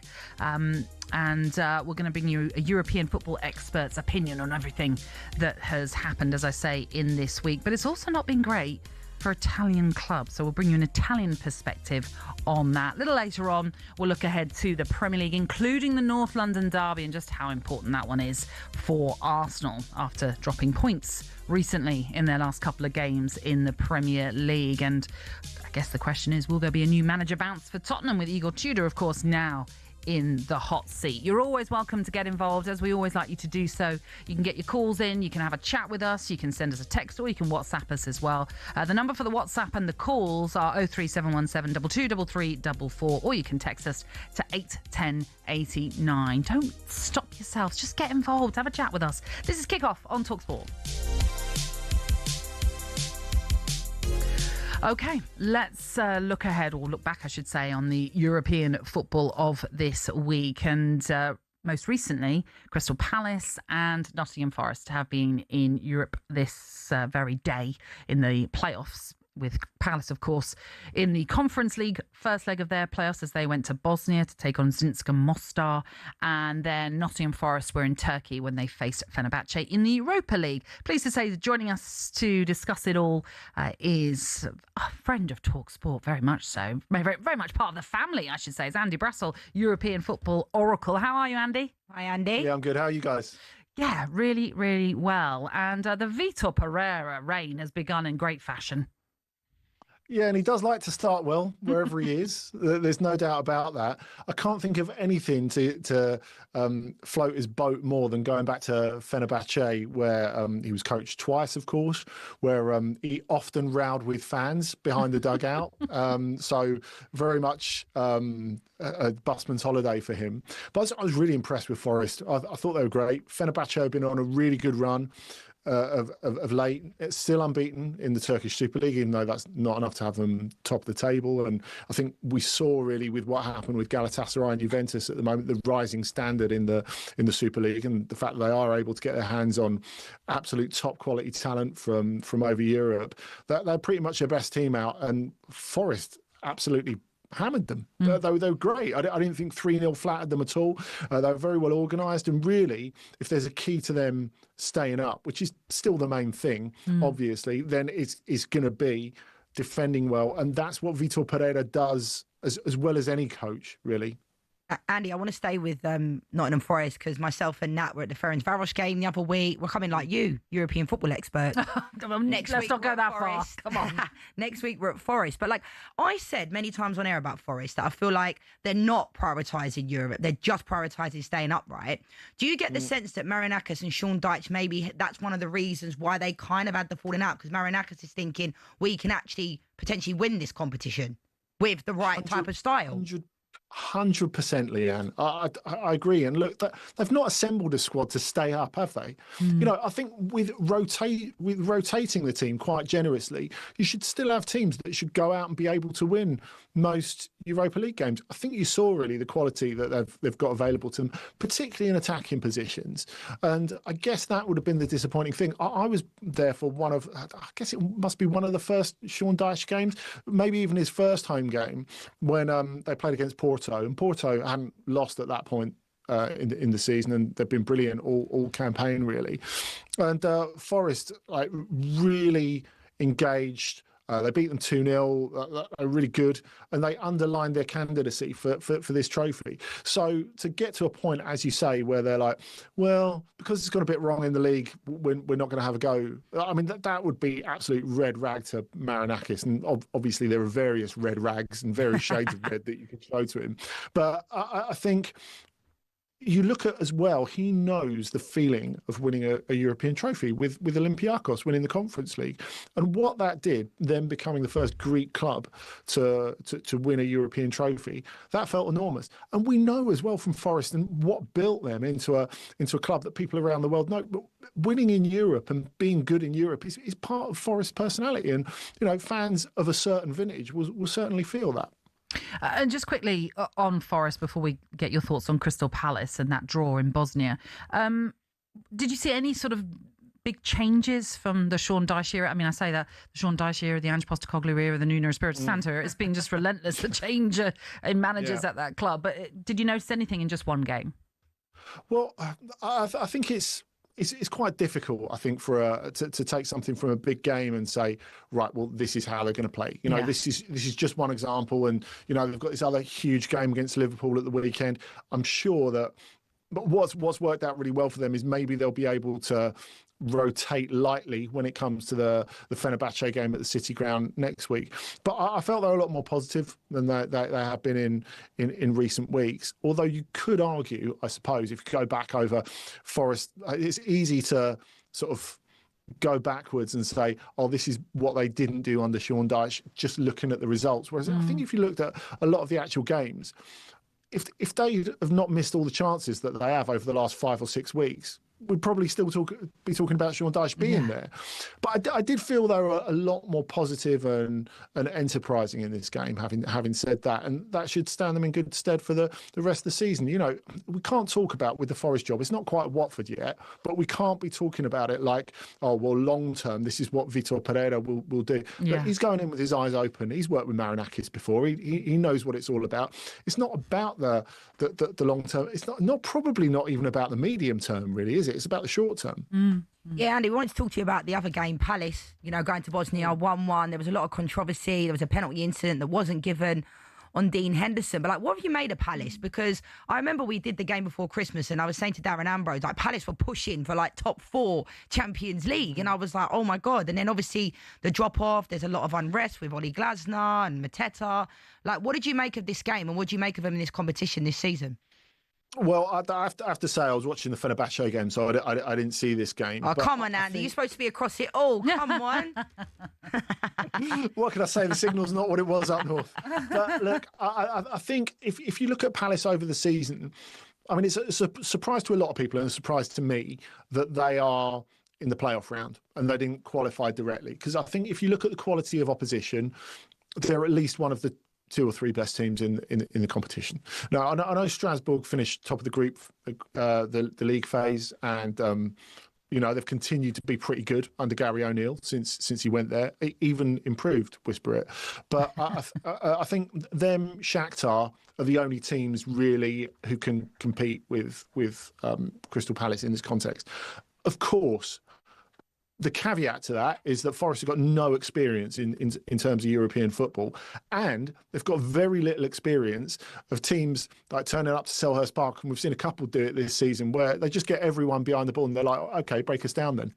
It's a completely different way of playing football. And normally it's the other way around. You look at teams who are like champions in like Bulgaria and Serbia who are used to winning every week. And all of a sudden they're in the Champions League with these like big dogs and, they're expected to have 30% possession rather than 60% possession. Whereas it's the opposite for Palace. They get more of the ball and they've got a completely different way and completely different demands that they have to approach the game with. So I think that's tough for them. Because they're from the Premier League, we expect them to win the Conference League or at least come close to it. But I think when we're talking about previous clubs who've done that from England, and you look at West Ham and Chelsea, even West Ham had good experience of European football when they went into that. So I think it's very, very challenging for Palace. Look, I still think they'll get close to winning this tournament, and they've just about got enough breathing space in the Premier League where they should be able to do that. I mean, let's be honest, they're not going to be having a European push in terms of the Premier League, so they should be able to rotate, and as they get into the knockouts, that should work in their favour. But still, being one of the big dogs in this competition is a massive, massive adjustment for them. I guess with Crystal Palace, they were one of the surprises when Oliver Glasner, it felt, kept playing a weakened Palace which team he didn't in do Europe. tonight, funnily enough. Well, this is a must-win kind of situation now that you're in the playoffs and the knockouts, essentially, obviously. But yeah, that was the biggest surprise, that he didn't seem to take it so seriously, especially when you're sort of, I mean, look, they've got a fairly healthy point advantage as it stands over West Ham right now. Yeah. But it felt like they were being dragged into a relegation battle, and you don't want to have extra games. And I know it's only 2 more games, but there's still 2 more games on other teams who are not having to face as many matches in this similar relegation plight, if you like. So that was always a big surprise. But you're right, they had over 70% possession in this game, which only resulted in a 1-1 draw. But listen, they didn't lose, and they'll take that advantage essentially back to home and hope that they can get something at Crystal Palace next week. Andy, we will continue this discussion after the break, if that's all right with you, because there's lots for us to get through. Lots of other midweek European football as well to look back on. Has the ball just gone in the back of the net at Celtic? Yes. It looks like it has. Stuttgart have just taken the lead in that game. Only, 15 minutes into it as well. And yes, the German team, El Canus getting the goal in that one. I'm not sure what if. I think it's given. I don't think there's any issue with it. But we'll bring you more on that just after the break. But a blow to Celtic already early on in this match, which is live for you on talkSPORT 2 if you want to tune into it. Celtic playing out from the back as well, Lianne. Yeah, really poor, really poor. But then they clear it, centrally, and then Stuttgart do a really good job getting first and second. I mean, to me, that looks on. Yeah, no, all day there's long. No issue with that. But Kasper Schmeichel. I was about to say. Kasper Schmeichel. I don't know where Joe Hart came from. Kasper Schmeichel's clearance, although it didn't go far enough with his clearance in the end. As well, to be fair, he should have saved that all day long. Oh dear. Right, not a great start then for Celtic in this. It just goes under him. Yeah. How's he not seen that? Really poor. Right. Well, the Stuttgart fans who have travelled are certainly celebrating at Celtic Park as they lead 1-0 15 minutes into that game. We'll continue to update you on that as we will look back on all the midweek action from the Champions League next with Andy Brassel.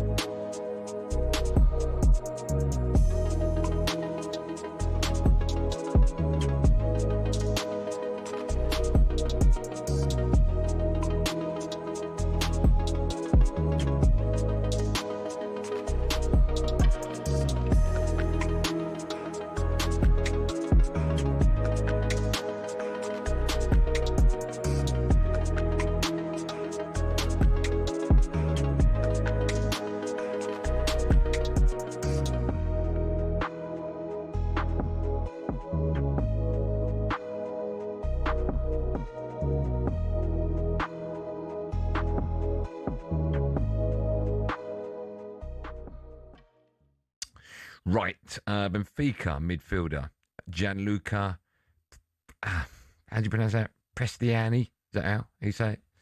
Has denied racially abusing Real Madrid winger Vinicius Jr in the Champions League tie last night. UEFA have announced that an official investigation has been launched after he covered his mouth with his shirt before saying something to Vinicius, which led the Brazilian reporting alleged racist abuse to the referee. The game was halted for 10 minutes before Madrid went on to win the game, thanks to an amazing Vinicius goal. The winger then wrote on Instagram, racists are above all cowards. They need to put their shirts in their mouths to show how weak they are. I received a yellow card for celebrating a goal. I still don't understand why. On the other hand, it was just a poorly executed protocol that served no purpose. Now, on the back of that, this is what I find absolutely stunning. Jose Mourinho has come out and said, when you score a goal like that, you celebrate in a respectful way. I told Vinicius, when you score a goal like that, you just celebrate and walk back. When he was arguing about racism, I told him the biggest person in the history of this club is Eusebio, and he was black. The club, this is the last thing that it is, and that's racist. We'll talk about all these comments in just a moment. Mark Clattenburg on Amazon Prime says, once Vinicius Jr has approached the referee now has to follow protocol. He has to follow the rules that UEFA have set out when this happens.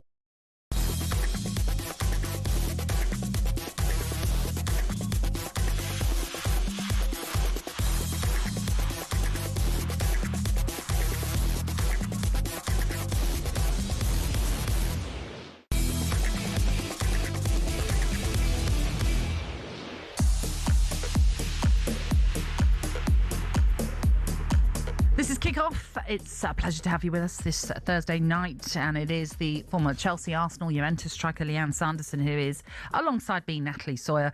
Right now, we're very much focusing on the European football from this week, and obviously we brought you the news that Celtic are already behind against Stuttgart at home in their Europa League playoff. Bilal El-Khanous getting the goal in that one. So let's check in with what exactly is happening at Celtic Park, because over on talkSPORT 2 you can hear Chris Highwellham and Ian Danta. Fenerbahce, Vitor Pereira's first game in charge. As talkSPORT listeners join us with 19 minutes played, and Stuttgart already have the lead through the Leicester City loanee Bilal El-Khanous. Celtic didn't clear their lines properly, and one header suddenly saw Stuttgart, Chris Highwellham, with a 3-on-2 advantage, and El-Khanous' finish, though not the strongest of strikes, it beat Kasper Schmeichel. Yeah, I think it was just overplaying in the wrong areas, and then Kasper Schmeichel just not clearing the lines. Don't win your first contacts. El-Khanous was in a fantastic position as well. Had a lot to do still, but I'm looking at Kasper Schmeichel. There wasn't a great connection. It was close to his feet. I think he has to go with the feet there rather than try and get the hand down to it. But it was a good goal all the same, but the keeper should do better. But we've seen a bit better in recent times from Celtic. Tanecki getting away down the left-hand side, and a decent ball into the box where it almost broke for Chvanchara in front of goal, but his right-footed flick with the outside of the boot was blocked by Chabot on the near post for Stuttgart. So with 20 minutes gone, ball's given away, touch for Nugren, goes down the keeper, yes, Celtic are level. Now it's Stuttgart's turn to play about needlessly with the ball at the back, and Benjamin Nugren got onto the loose ball, rounded the hapless keeper, and Celtic are level, 1-1. Well, that's it, capitalising, keeping the pressure on. It's a fantastic reaction. Nugren done it all himself, put the pressure on, intercepted the ball, a little bit fortunate with the bounce, but then has that composure just to take it round Nibble. The Stuttgart keeper, what's he doing? Far too much time here. Chara as well, you're looking at it, but it's just poor play, isn't it? He has that quality to take it round Nibble, slots it into the bottom left-hand corner. Well, the blame lies just as much with the captain of Stuttgart, Atakan Karazor, for playing a blind ball when the ball was rolled out to him by the goalkeeper. He just played it to his right, but hit straight on the thigh of Nugren, and the bounce went for the Celtic midfielder, but he still had to round the keeper, did it expertly, and it's all square at Celtic Park. Score is 1-1 with 21.5 minutes gone. Commentary continues on talkSPORT 2 of this Europa League round of 16 playoff knockout tie. Crikey, 2 defensive mistakes leading to goals in this one. I've got my head in my hands, right, because that's a good finish from Nugent, but the goalkeeper initially, and then the centre-back to play a blind square pass back, But also, it was just a heavy ball that he played. So to poor. his teammate. Why would you play that? But listen, Celtic have capitalised on it, and it's now 1-1 after they conceded earlier on to another similar sort of defensive lapse. Let's get back to Andy Brassel, who's patiently waiting for us as we look back on the Champions League games that we witnessed over the last couple of days. And I'll start with a huge win, shall we, for Newcastle as they beat Qarabağ 6-1. Was this just an elite performance by Newcastle? Did it kind of essentially show the big gap between themselves and Qarabağ, or did Qarabağ just not turn up? A bit both, I think, Nat. I thought Newcastle played very well. They were out the blocks really quickly. They picked exactly the right team that I think you needed for that, because the idea of going with Gordon in a more forward position. If you go back to the start of the season, and I watch a lot of Newcastle in the flesh, and Gordon didn't look the part at all at centre forward. Now, of course, fast forward now, and he's scoring goals left and right in the Champions League that he doesn't in the Premier League. But Qarabağ were always going to have at it. We talked about teams that are used to having the ball loads and used to having a go, and especially with the atmosphere in Baku, and we saw that at a couple of their big home games. It really sort of spurred them on towards the end of the game against Eintracht Frankfurt, the penultimate game that got them qualification, when they were 2-1 down with 15 minutes left, and they end up winning the game 3-2 with basically the last kick of the game. And you just thought, if Newcastle are smart here, they'll play with pace at the front. And that's exactly what they did. And they got chance after chance after chance because of that. I mean, it's remarkable to see a team that are 5-0 up at half-time. You think, God, maybe they've missed a trick here. You know, they've not... It's not that they've not killed the game, but they've not absolutely bludgeoned it, I suppose, because they honestly could have been 7-8 or 10 up. But look, I think Newcastle have played the Champions League so much better than they have last time. I think they've been smarter, they've been cannier. They obviously learned a lot from it that first time. And Qarabağ, I just think have got as far as they're going to go. They had some great results in the group stage. That thrashing at Anfield notwithstanding, and for them to get in the 24 and to become the first team to get out of the group from their country, I mean, that's still an enormous achievement. Andy, I've got to ask you, we've got Daniele Fisichella coming on later in the show, Italian football expert, but like my former side Juventus, like losing 5-2 to Galatasaray in the Your first boys took a leg. hell of a beating. One like red card as well. Like Serie A, they're in 5th place. Like, what's going on at Juventus? Talk to me, Andy. Well, it's funny because they played really well at the weekend, Lianne, when they played in the Derby d'Italia at Inter, and they were victim of a really bad piece of refereeing that the chief of referees, Gianluca Rocchi, has actually apologised to them over when Pierre Kalulu got sent off on the brink of the break. They were 1-1 at half-time with the runaway league leaders. They had to play the whole of the second half with 10 men.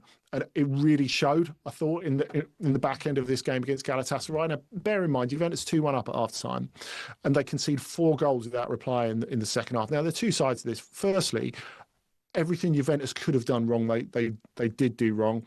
Juan Cabal comes on at half-time because Cambiaso has been booked already, and then he gets himself sent off for 2 yellow cards. And that they defended so poorly. I think you look at players of the stature of Kefren Turan and Lloyd Kelly had really poor games. But what I thought Galatasaray did really well, I think it's easy if you're them and you've not got the history in the Champions League that Juventus are, to get yourself 3-2 in front as they did, and then think, okay, job done, let's not drop the ball. But they saw that Juventus were wobbling, especially when Juventus went down to 10 men. They made attacking changes. They thought, OK, we can finish the tie here. Let's have at it. And they bring on Leroy Sané and they bring on Mauro Icardi. Now, obviously, you've got to have those players on the bench to make it possible to do that. But I think to be the relative underdog, because I think most people would have expected Juventus to go through this tie, and just to react to the match situation and think, right, we've got a chance here. Let's grab it with both hands. I don't think a lot of teams in their position have the guts to do that. So they made the most of the fact that Juventus were wobbling and they were starting to look a bit leggy and really forced home their advantage. And you know what? I can't see Juventus turning this round in the second leg, Lianne. I don't know about you. I mean, they might score the goals, but they're not going to stop them. Galatasaray have got so many different ways to get you. And even though he didn't score, Victor Osimhen, who of course was very close to Luciano Spalletti at Napoli, he had an amazing game. He absolutely pressed the hell out of them. Very quickly, there's a couple of things we need to talk about. I wanted to just quickly get to the Bodo Glimt result, which again affects another Italian team. And let's not forget what Inter Milan did last year in the Champions League. But Bodo Glimt winning 3-1 in their home leg. Can they hold on and win that second leg too? It'll be hard, but I'm not completely ruling it out. And I think there are a couple of reasons for this. Firstly, Bodo Glimt have learned so much, really. In terms of being well coached, Ketil Knutsen's been there for a long time now. And if you go back to the semi-final of the Europa League where they played Spurs, and Spurs were miles better than them in the Europa League semi-finals. And it's not an outstanding Spurs team. I don't think it's unreasonable to say that. But they were so much better than them physically, tactically, in every way. And they went away and had a look at themselves and developed from there. And you look at the results they got to get into this place, beating Manchester City and Atletico, who both could have done with winning those games in the last 2 games. And the way they come out against Inter, they play so smartly. Inter have chances and they just pick them off on the break so well. And in one way, I just do wonder if the fact that they do play a summer season. So we can talk about teams and like from Norway, and it's not often we talk about teams from Norway in the Champions League, but the fact they're not playing at the moment, actually maybe it gives them a little bit of extra freshness. It certainly showed up in that game, and it really helped them, I thought. And they played smartly. And Inter, I just wonder if Christian Kivu, who's got limited experience of being a head coach, he's done really well with admittedly a very good squad at Inter so far, but that little bit of lack of experience in some of these Champions League games is showing, I think. I'm just looking at another goal at Celtic Park, and Stuttgart have retaken the lead, and it's Bilal El-Khanous once more. Wide open on his own. Absolutely unmarked in the box. We can bring you an update with David Tanner, who's at Celtic Park for us. David. Yes, and it's Celtic 1, Stuttgart 2, and Stuttgart are playing with 4 up front, and one of them is Bilal El-Khanous, on loan from Leicester, of course, and he's just scored a second goal on 28 minutes. He scored the first on 15 that was levelled out by Benjamin Nygren. A super goal. He rounded the goalkeeper to score his 18th goal of the season and his 4th in the Europa League. Terrific atmosphere here at Celtic Park. It's the German fans you can hear singing at the moment. It's Celtic 1, Stuttgart 2. David, thank you very much. Andy, that is it for us. Thank you very much for being with Andy. us this evening. Thank you. Yes, I know he was very happy to be with us. He's great, isn't he? Oh, I mean, they all are. Him and Kevin Hatchard. Oh, I know we're going to a break, but I always make a joke with them. If I said to them, in the Swiss Division 4 under 14 side, which players to look out for, these guys know everything. Like, it's amazing. They are an encyclopedia when it comes to European football, that is for sure.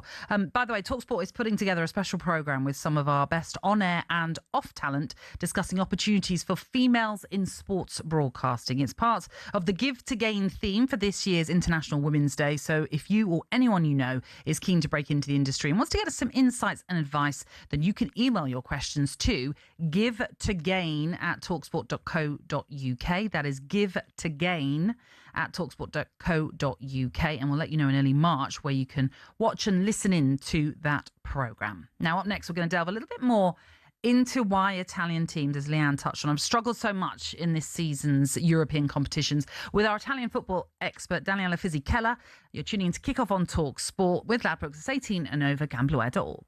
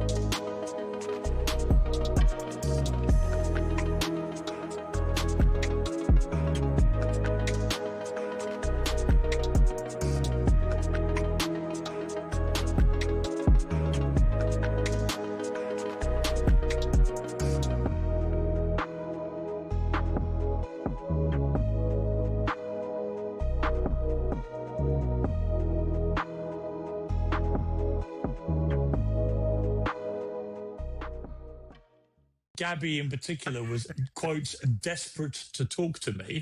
Every sinew of my torso was screaming, I'd rather shoot myself with a rusty World War I rifle. And then I thought, you know what? We've had enough Arsenal bottle jobs for one 12-hour period.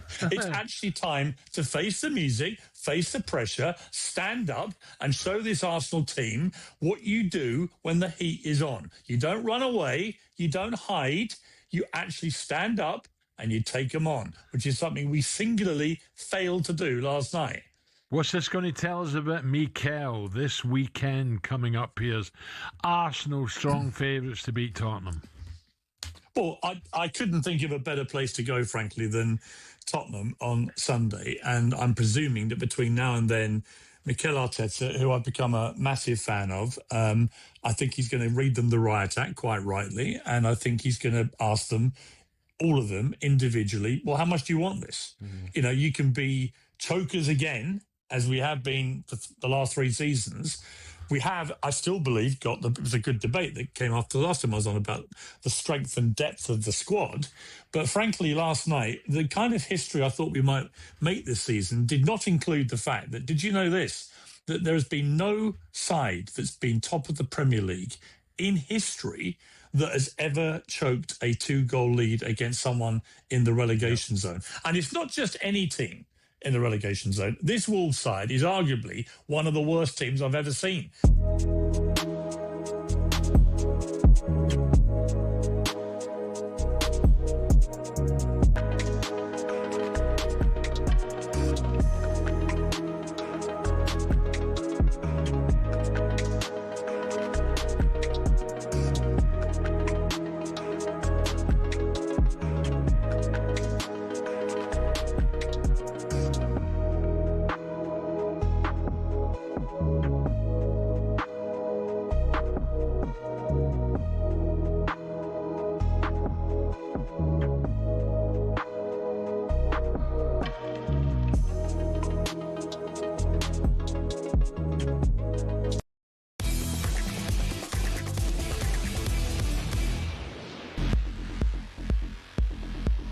This is Kickoff on talkSPORT, and it is the former Arsenal women's striker Lianne Sanderson who is alongside me, Natalie Sawyer.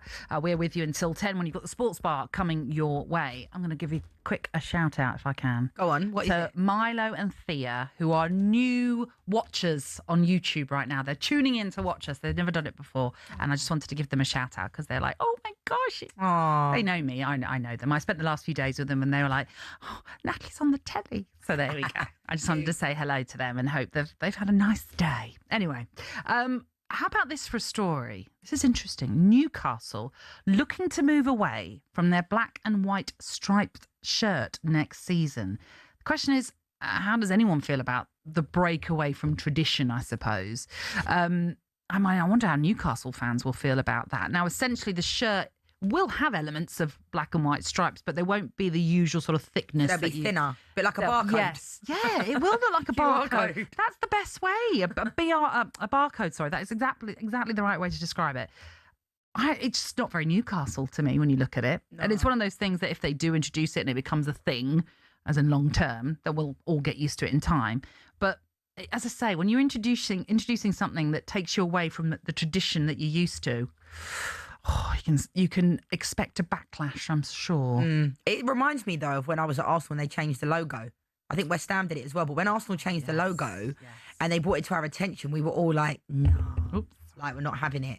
But actually, now it just become the new norm. Yeah. You know, but I like the old Arsenal crest because when I was at the club originally, it was a certain type of crest, you know? Sure. And then it became more modernised. And you kind of get used to it, don't you? Yeah, absolutely. I mean, again, I can say that of my club because we had a badge. I mean, my first really memory of Brentford's original badge that I knew of was our sort of castle badge, as Brentford fans would know, and then it became a bit more complicated because they brought in lots of different elements to what became a little bit of a shield, if you like, and there were 4 sections to it, and then, as you say, they simplify it, and that's often now because of the computerization of everything, and actually on graphics it doesn't look so good if it's complicated, so they need to simplify these crests, and so hence why now with Brentford we just have quite a simple B, basically. But when that first came in, I remember looking at it thinking, I don't like that. That's very simple. Yeah. But I kind of get it, and now I'm used to it, and now I see it everywhere now, and it's become one of those sort of famous logos now in the Premier League, I guess. So, but it does take time. It does to get used. I'm pretty sure as well. I know I pulled this out of left field, but I did Salford's game last week against City, and I'm pretty sure they're changing the colours next season. They are. I'm pretty sure they are, because obviously when the class of '92 took over all those years ago, it looked like Man United, didn't it? And I think Gary Neville's come out and said that he feels like it was not the correct decision to have the colours. So I'm pretty sure they are changing them, the team colours. So orange. That's changing to orange. Right. So that's kind of like a bit. That's again getting your head around that is a bit unusual if you're used to a certain kit and a certain colour of a kit as well.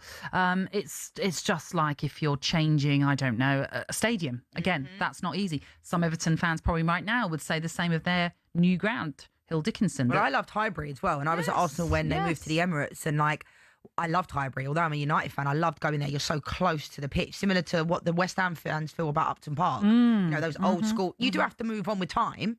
You know, they do need to move, but I think the London Stadium, you know, it's not the same feel, is it? That feels that's been more of a fiasco than anything, because at least the Emirates now feels like home, you could say. And I would say of my club, as much as I'd never wanted to leave Griffin Park, I feel like the G-Tech is our home. Yeah. I feel like we've kind of adopted to it quite easily. I don't know how I feel when Man United do eventually get, I mean, the new stadium hasn't even started yet. Whether it'll come through or not, we don't know. But I do think that'll be a bit weird. Man United not being at Old Trafford. Of course, especially if it's not even called Old Trafford. It becomes something different completely. That'll be strange. But we want to know what you think of that. Newcastle fans in particular, what do you make of the idea that potentially your usual black and white striped shirt is not going to be the same going forward, and it is going to look more like a barcode than anything else, so a different sort of line sizes, if you like.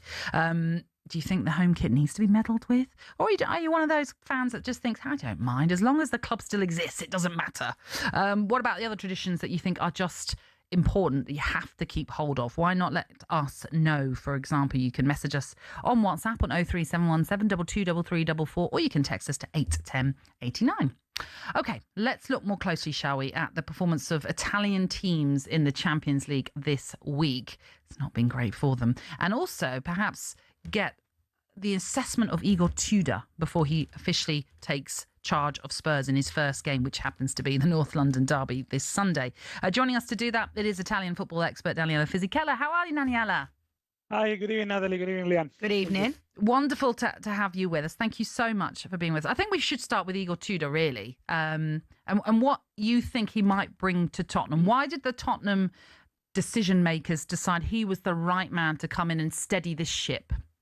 Because he's got a long CV of having done that in previous clubs. He's done it at other 6 clubs, recently at Juventus and Lazio. He's a little bit like Mr. Wolf from Pulp Fiction. Comes in, solves problems. So that obviously is the reputation. But he's done it really well, and he can adapt quickly, even with the few games to go. He will bring intensity.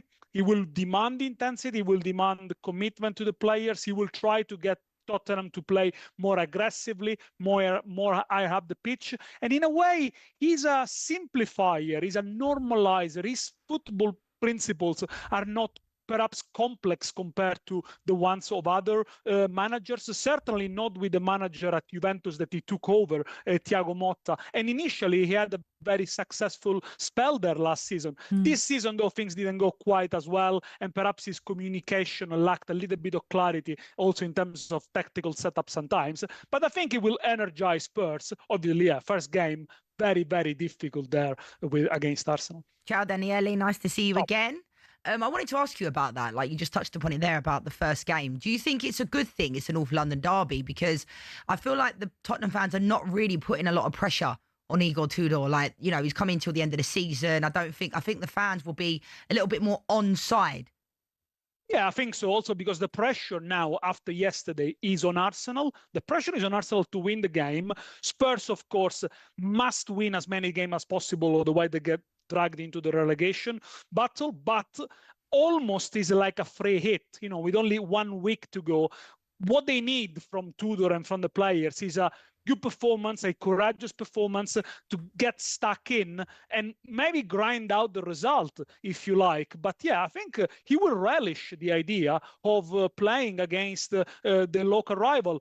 I mean, and also to go back to the example of his last 2 spells in Italy. Last season, the first game he had at Juventus was against Lazio, so not easy, and he won it. And the previous seasons, the first game he had at Lazio was against Juventus, which he won as well. So if he can make it 3 out of 3 coming in, obviously Spurs fans will be very happy. And obviously, Daniele, we wanted to get you on because your expertise, but a lot of the Italian sides, obviously in Europe, haven't been doing great. We just had Andy Brassel on moments before talking about my beloved Juventus, 5-2 against Galatasaray in that first leg. Like, talk to me about that. Serie A in 5th place, haven't been that great. Also the Champions League. What's going on? I think the Juventus side, and also that links back to Tudor, is not as strong as many people believe. But of course, that's not an excuse.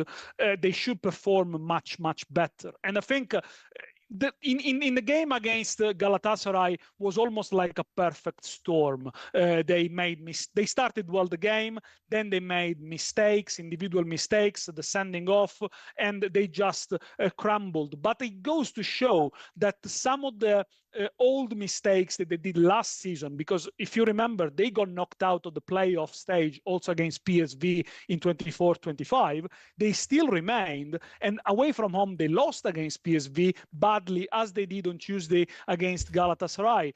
I don't think they underestimated them, but in a way, I think they just played within themselves a little bit.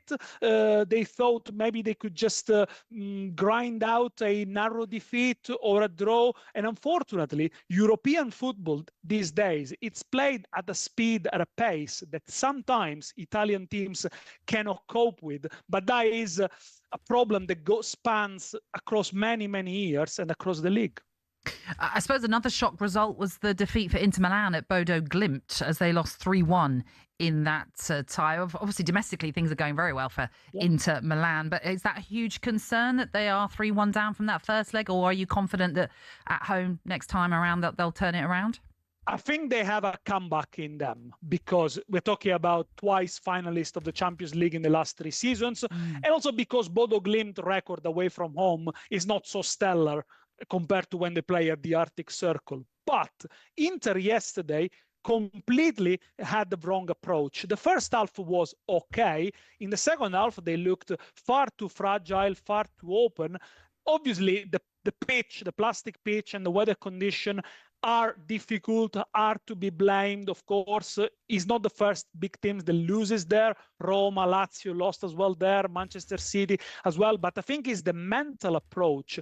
And in the days and hours before the game, all the talk in the media was about how bad the pitch it is, how bad the conditions are, but nobody actually talked about how good Bodo Glimt can be. And Bodo Glimt can play football. And again, going back to the crisis of Italian football, I think is some of the other nations that maybe a few years ago we considered lesser nation have caught up with us tactically, physically for sure. Italy got beaten by Norway soundly, home and away, and Bodo Glimt beat Inter yesterday. So obviously the gap has reduced a lot. And unless there's a change of mentality and try to approach this game with a little bit more of humility, if you like, I think Italian teams will continue to struggle. But I am confident Inter can turn this around in 5 days' time.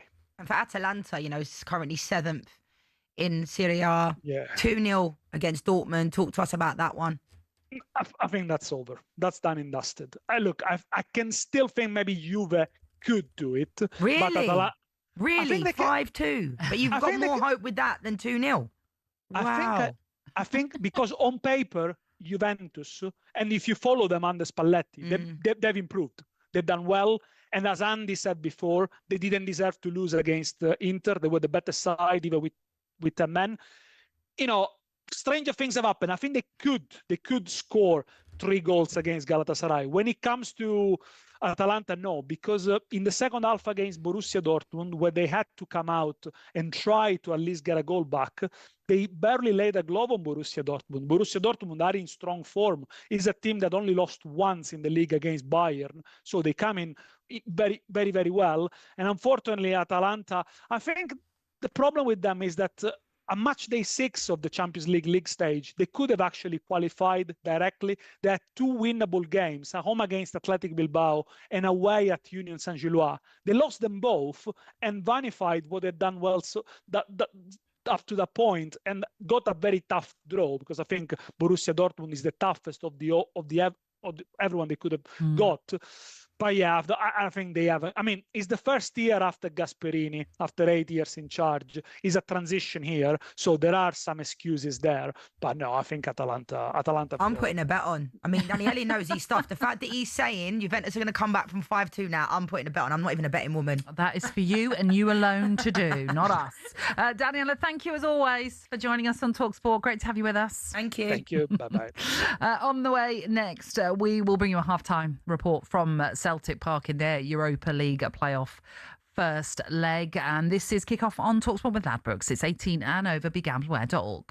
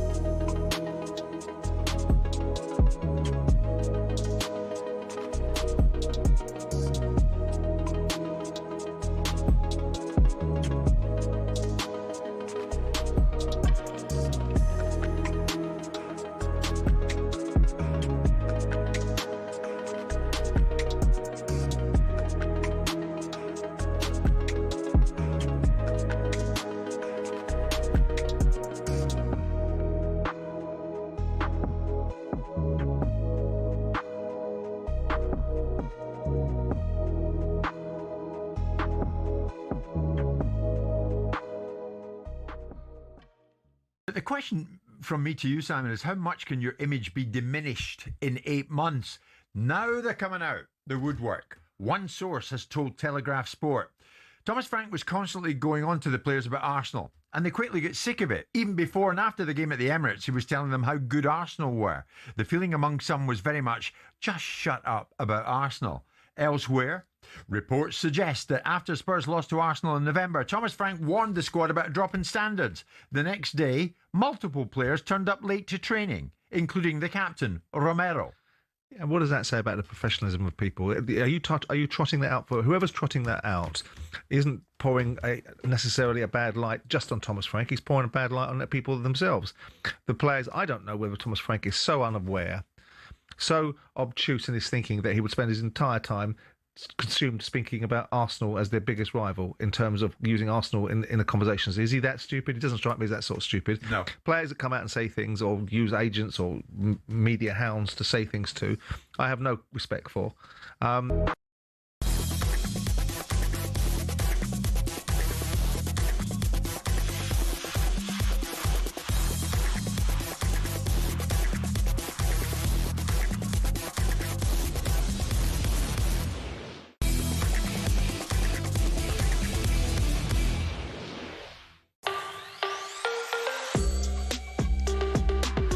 To kick off on talkSPORT, you're in the company of Lianne Sanderson and me, Natalie Sawyer. Let's take you to Celtic Park. It is half-time in this Europa League playoff. David Tanner.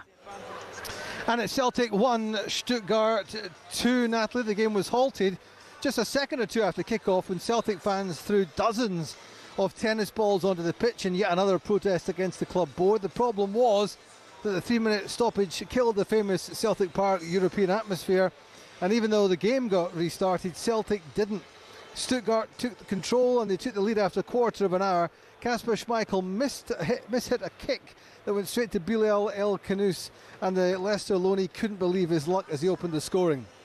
Another mistake led to Celtic's equaliser. 5 minutes later, Stuttgart captain Atakan Karazor hit a pass back at Benjamin Nygren, who rounded the goalkeeper coolly and scored his 18th goal of the season, his 4th in the Europa League. But just 8 minutes after that, it was 2-1 to the Germans again, and it was a 9th goal of the season, a 2nd of the evening for Bilal El Khanous, who by the way is a Morocco international, and the Scotland captain Andy Robertson of Liverpool, who's in the crowd tonight, a Celtic fan of course, will not have liked seeing that Scotland play Morocco in Boston on the 19th of June. That's how it is at half-time. It's Celtic 1, Stuttgart 2. David, thank you very much. We'll have second half updates from David then throughout, with Celtic with a little bit of work to do against the Bundesliga side. Now, at the start of the show, we were talking about Arsenal and what's happening with them of late, and whether or not them dropping points in the last few games has kind of allowed Manchester City back into it, or at least has given Manchester City hope that they can overtake them and win the Premier League once more. It's prompted Arsenal fan She to call us. Evening to She, how are you? Hi, Natalie. Hi, Lianne. How are you? Good, thank you. Thank you very much for ringing in. What is it that you want to say then about Arsenal? Well, I just wanted to ask a question. I mean, Sam said earlier on the show, and by the way, Lianne, I have a lot of respect for you. You gave Arsenal some of the best years. Thank you for your service. You know, but I have to disagree with you. You said earlier in the show that as of right now, the fans should just be 100% backing this team. The problem is, I don't think these boys are backing themselves. If I just think about it on what we've seen in the last 3 years. If I was Martin Odegaard and I experienced the backlash that I've got, I would be looking at Bukayo Saka and thinking, you deserve a Premier League. If I was William Saliba, I'd be looking at my centre-back partner, Gabriel, and thinking, you deserve a Premier League. Like, forget what the fans are saying. Forget what the rivals are saying, the media is saying. Surely, amongst themselves, if they really care about each other, and they really, and they've all experienced the hardships that they faced within themselves, they should be doing this for themselves. They should want it for themselves. And last night, it did not look like that. It did not look like a side that was actually saying, you know what, we don't care what anybody says. We are going to get this for us. And Lianne, you even said earlier in the show that on a good day, the quality of this Arsenal side could beat any team. What other game, apart from maybe the 4-1 win against Aston Villa and the 2-1 win against Newcastle at St. James, what other result, what other game did you see where you looked at that Arsenal side and you thought, yeah, that is a team of champions. The mentality is there. Yeah. Because I haven't seen it. I'll be honest with you. Obviously, North London derby this weekend, the last one, I thought Arsenal performed well. Ezra scored a hat-trick. I understand what you're saying. And when I'm saying the fans need to back the team, is because when I've gone to the Emirates, you know, and that's fine. We can disagree. And I love the fact you said, you know, I'm an Arsenal legend. I love that. I love the club. I do. They're great to me. But I just think, like, it doesn't help after games. Now, I know a lot of the guys at Arsenal Fan TV, for example, but I don't think it helps. You know, I understand what you're saying about, you know, the players be together and all that. You know, they should want to help each other, because when I've been on the best teams at Arsenal, we all loved each other. You know, you might not get along, but you respect each other. And when you walk over that white line, but I don't know. I just think the fans need to get behind them a little bit more. I understand why you would be, you know, feeling the way you do. I get it. You know, we wear on our heart and our sleeve and we love our football club, but it's still within your capability. It is like you're still in a good spot. And I just have a feeling that the club will start to spiral the more, because I felt the energy at the Emirates shifted about 2-3 months ago, to be honest, when I was at the Arsenal-Liverpool game. Yeah, true. So that's just my point behind, you know, getting behind them. But I know what you're saying. Like, these players get paid a lot of money. They should go out there and play for the fans. I get that. And last night was unacceptable, but it's football. Like, you will drop points. But the psychological side of it, for me, Arsenal just don't have it. They don't have a lot of leaders in that team. Do you think you can still win the title, or are you worrying that actually City are going to come up behind you and overtake you? As the old saying goes, insanity is watching the same thing over and over again and thinking a different outcome comes out of it. Like, this would be different if this was the second season or the third season, but this is the fourth time running, and the same thing is happening at the same point of the season. Man City, they've been here before. They know what time it is. The ending part of the season for Man City is always the same, and unfortunately, there's something about just getting things over the line that these boys, like, it's very different. Like, Lianne, you know this. Like, there are some things that even on the women's side, you see them in the most worst seasons, they find a way to get the job done. Like, when they went to against Barcelona in the Champions League, everybody doubted them. Everybody said, Arsenal women, they don't have a chance against the best side.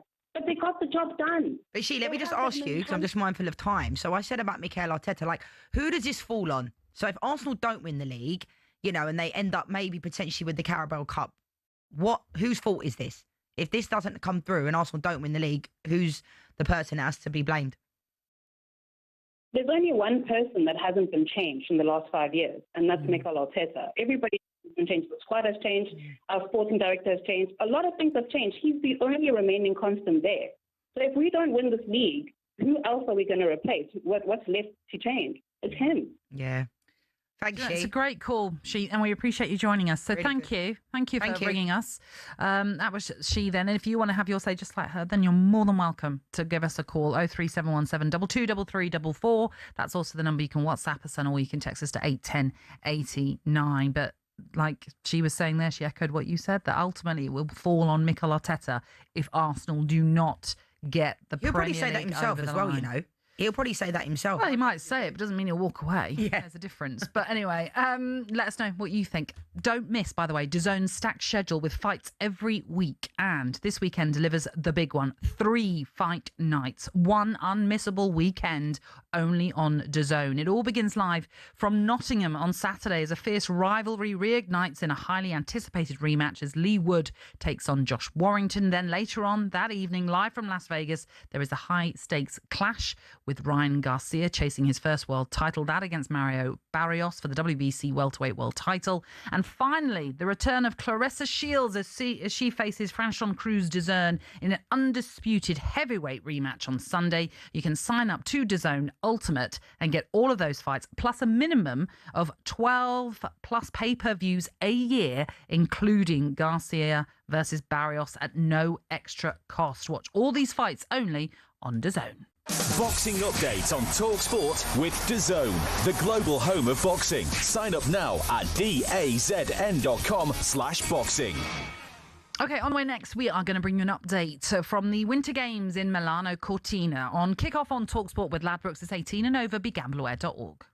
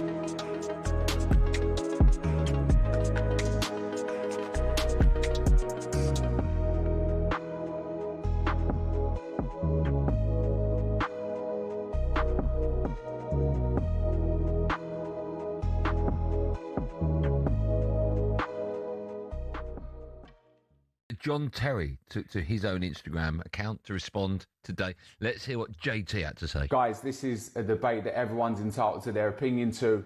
But, Pens, when you're on the radio and you're giving your opinion, you have to get the stats right. There's only one person that's got the most goals as a defender in Premier League history, and that's me. I also have the most clean sheets in Premier League history. And also, if you're comparing myself and Virgil, then I have more trophies than him as well. Also, you brought up a really good point. At the age of 34, 2014-15, I played every single minute of every game for Chelsea, winning the league in 2014-15 when Mourinho was our manager. So, guys, this is over to you. I love the debate. I love being amongst it. I'm really proud of what I've done in the Premier League, but this is clearly over to you guys to settle the debate. But I'm just happy to be in and amongst it. I mean, if you saw that, you'd see that. I mean, he could reply to that from his... Over the years, we've been treated to some amazing exhibition events in sports. Some become iconic, but many fail to live up to the hype. So what are some of the most anticlimactic exhibitions? Technically, it wasn't an exhibition because it ended up being sanctioned as a pro fight, but it basically was. 2024 saw Mike Tyson return to the ring to fight YouTuber Jake Paul. The event, which Paul won, was streamed by 65 million people on Netflix, making it the most streamed sporting event ever at the time. But many complained of buffering and freezing. And as for the fight itself, well, it was considered an entertaining disaster. I mean, it wasn't prime Tyson. He was 58. And after the fight, Paul, who was 27 at the time, said he'd actually gone easy on Tyson towards the end. Now, Mayweather-McGregor in 2017 was a better watch, despite Mayweather going rope-a-dope early on, but it was way too expensive. Pay-per-view was 75 quid, and in the stadium, the cheapest ticket was over 370. Now, this next one you could have watched for free, only because the pay-per-view had streaming issues, so they had to open it out. I'm talking about Tiger versus Phil in 2018, which was nicknamed The Match. Massive names and massive rivals going head-to-head. On paper, it worked. In reality, it didn't. The two players were mic'd up, so we all thought we'll get fascinating insight. We'll be able to hear them insult each other for 18 holes. But what we actually got was more heavy breathing and sniffles. And for two GOATs, the golf itself was bang average. And speaking of GOATs, let's end with Messi and Ronaldo. In 2023, an exhibition between PSG and the Riyadh All-Star 11 saw them share a pitch for possibly the final time. To be fair, it was a goal fest, which PSG won 5-4, and Messi and Ronaldo both scored. But it was obvious they were past their prime. El Clasico, this was not. And with it being in Saudi, there were more sports washing claims.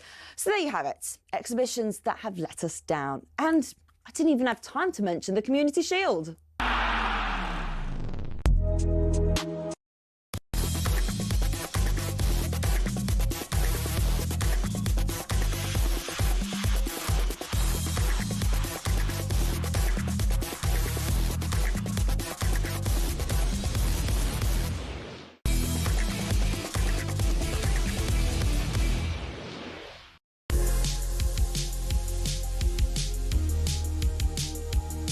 A very good evening to you. This is Kickoff on talkSPORT. I'm Natalie Sawyer, and with me this evening it is the former Lioness, Lianne Sanderson. Coming up in this final hour of the show, we're going to preview a huge weekend of the Premier League as it returns after last week's FA Cup. There has been drama in the curling over at the Winter Games. We'll fill you in with all of that shortly. We'll discuss a big midweek in the Women's Champions League, and we'll look back on a couple of important results for the Premier League sides in Europe this evening. And of course, if you want to get in touch, you've got a point to make, then you're more than welcome to get involved and in touch. 03717 223344. That's the number to call us on. That's also the number where you can WhatsApp us or you can text us to 81089. As I say, it's the final hour of the show. This is Kickoff on talkSPORT.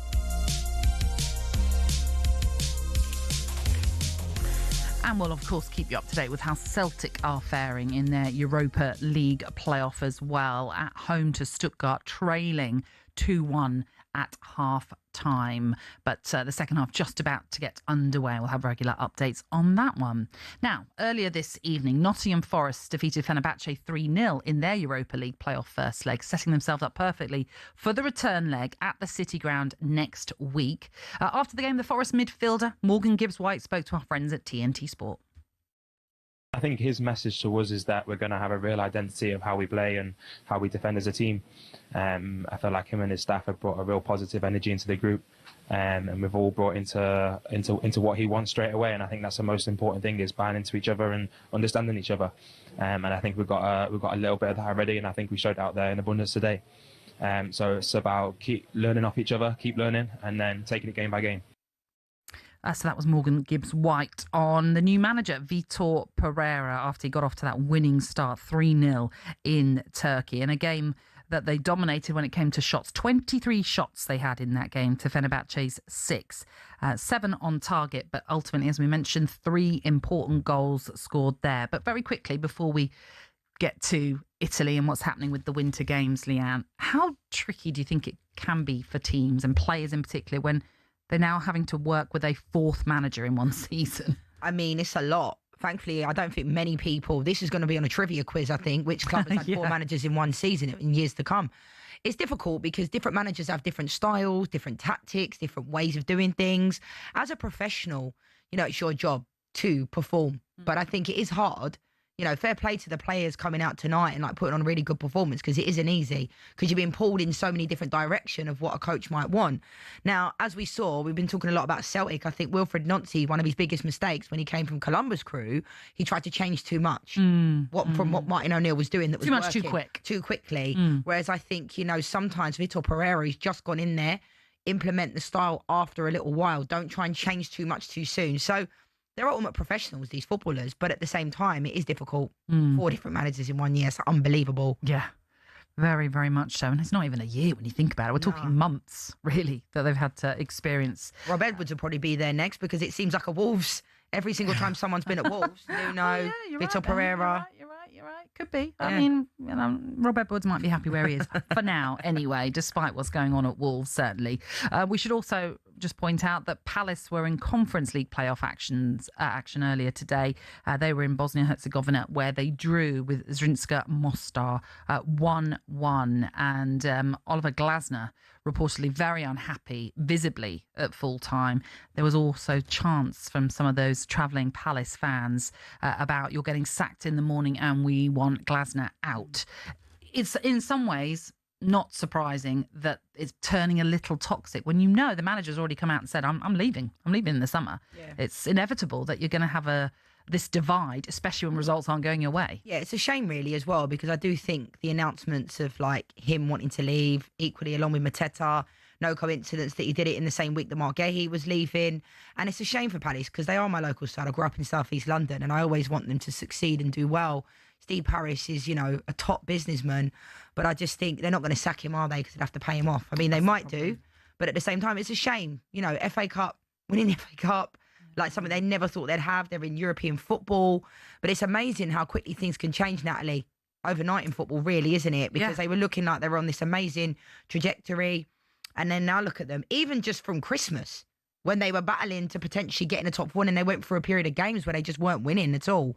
And all that stuff with Ollie Glasner, and, you know, when people said to me about him being the Man United manager, I don't like how he handled this situation. You know, it's almost like he threw his toys out the pram when Mark Gahey said he was going to Liverpool, you know, and that deal fell through. And it was like seemed like he gave Steve Parish an ultimatum where it was like, if he leaves, I'm going to leave. Well, ultimately, they both ended up leaving in the end. Mark Gahey went to City and Glasner's leaving. So I think for the players, if you know your manager's leaving, it depends on the way it's done. Yeah. And I just feel like going to training knowing that Ollie Glasner probably doesn't even want to be there, that can fester throughout the team. And Mateta. I know he's not there, but you know what I mean. But obviously the way that Glasner has handled this whole period, you know, going back to last summer and during that summer window, he was unhappy with the fact that very little was coming into Crystal Palace. Fast forward to their defeat at Macclesfield. I remember talking to him afterwards where he said he was worried about the future of the team in the league at that point. Yeah. He was worried. Now, they're 8 points clear of the relegation zone, but they've only won once in 15 games.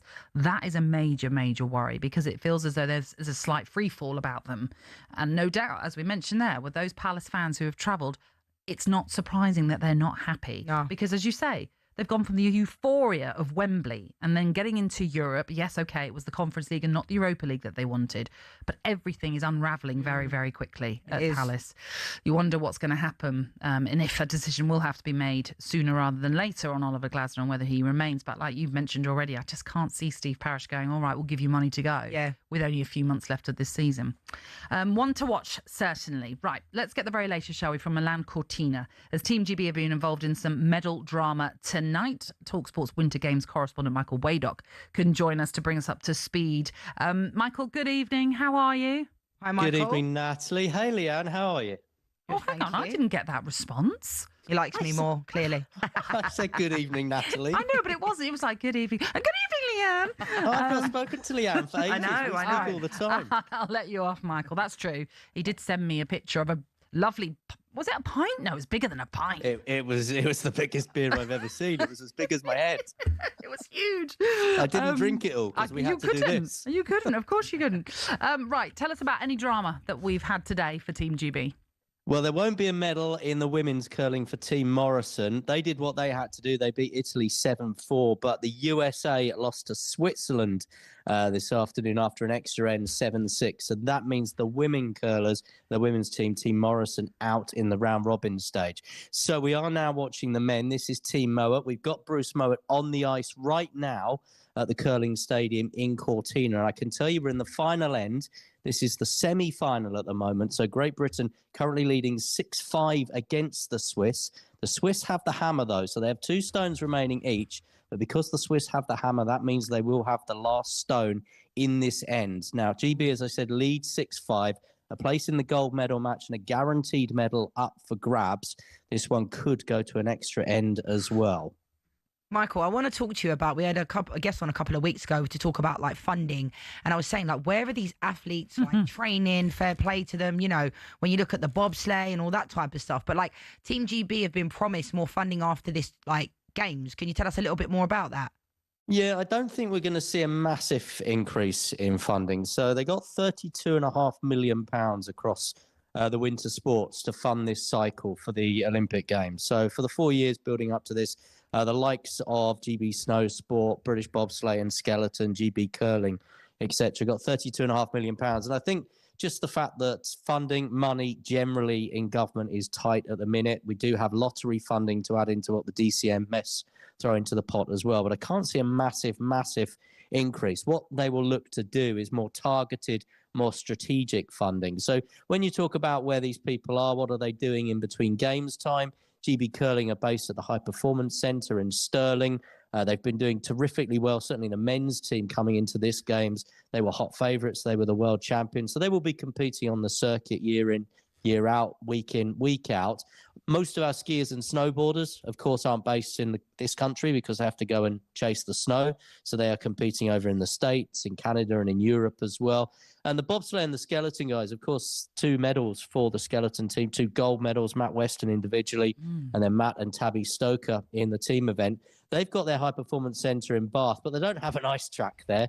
They basically train on a cement concrete track with wood, and then they just go out and get a few hours ice when they can, which just goes to make the achievements of that team even more remarkable. Yeah. That Matt Weston is the world champion, the Olympic champion, and now a double Olympic champion as well. And you know what I loved as well about that story? After, as you mentioned, Matt Weston and Tabby Stoker winning gold in the mixed team skeleton, 4,000 people at that point afterwards signed up to the British Bobsleighing Skeleton Association's Talent ID campaign. And that's why winning goals or winning any sort of medal, to be fair, is just so inspirational, because it can turn to people going, well, I want to have a go at that. Yeah, and the talent ID schemes are really, really important. And lots of people from lots of different backgrounds can go into those. So Tabby Stoker, I've said this before, she was doing circus training. She was a trapeze act before she turned to skeleton. You've got someone like Adele Nicol and Ashley Nelson who begin tomorrow in the bobsleigh. Now, Adele Nicol is a 3-time British shot put champion who, after these games, will have ambitions to go to the Summer Games in track and field in Los Angeles in 2028. Now, she was originally brought into that bobsleigh program because they wanted her strength. But then after the last game, she retrained actually as the pilot. And then she was looking for somebody else to be the brake woman, and she targeted Ashley Nelson. Now, Ashley Nelson has been to 3 Olympic Games previously, although she didn't run in Rio in 2016 as a sprinter. So in the bobsleigh, in the 2 women bobsleigh, it's her speed that they're looking for and her strength off the start. And then it's up to Adele Nicol to steer that bobsleigh down through the course. And you look at someone like Matt Weston, he tried taekwondo. He was a good rugby player.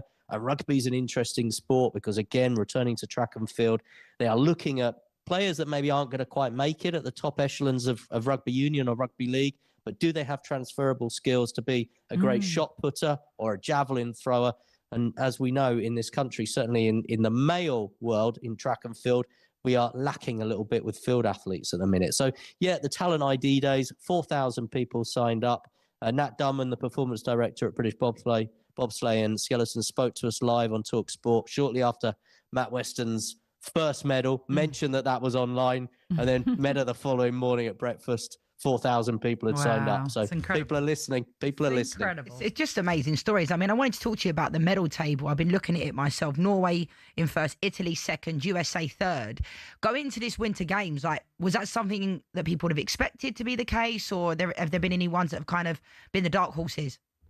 Well, I think Italy have done very well as host nation. As you know, there's usually a host nation bounce, and Italy have seen a lot of medals here. I think France also have done particularly well. They'll be hosting the next games in 2030. And what we always see when you're hosting next time is there's a significant investment in the period leading up to those games. So that's why we've seen the French bounce. I think the US have been slightly disappointing. They have won women's ice hockey gold for only the 3rd time in their history tonight. And a lot of people might be surprised to see Norway there at the top of the charts. But in fact, Norway have more Olympic medals at the Winter Games, Olympic gold medals, than anybody else on the planet. They are the standout leading winter nation. So that is why they're there at the top. Great Britain, courtesy of their 3 gold medals, are probably higher up than we would have liked. So the medal ambition for Team GB was 4 to 8.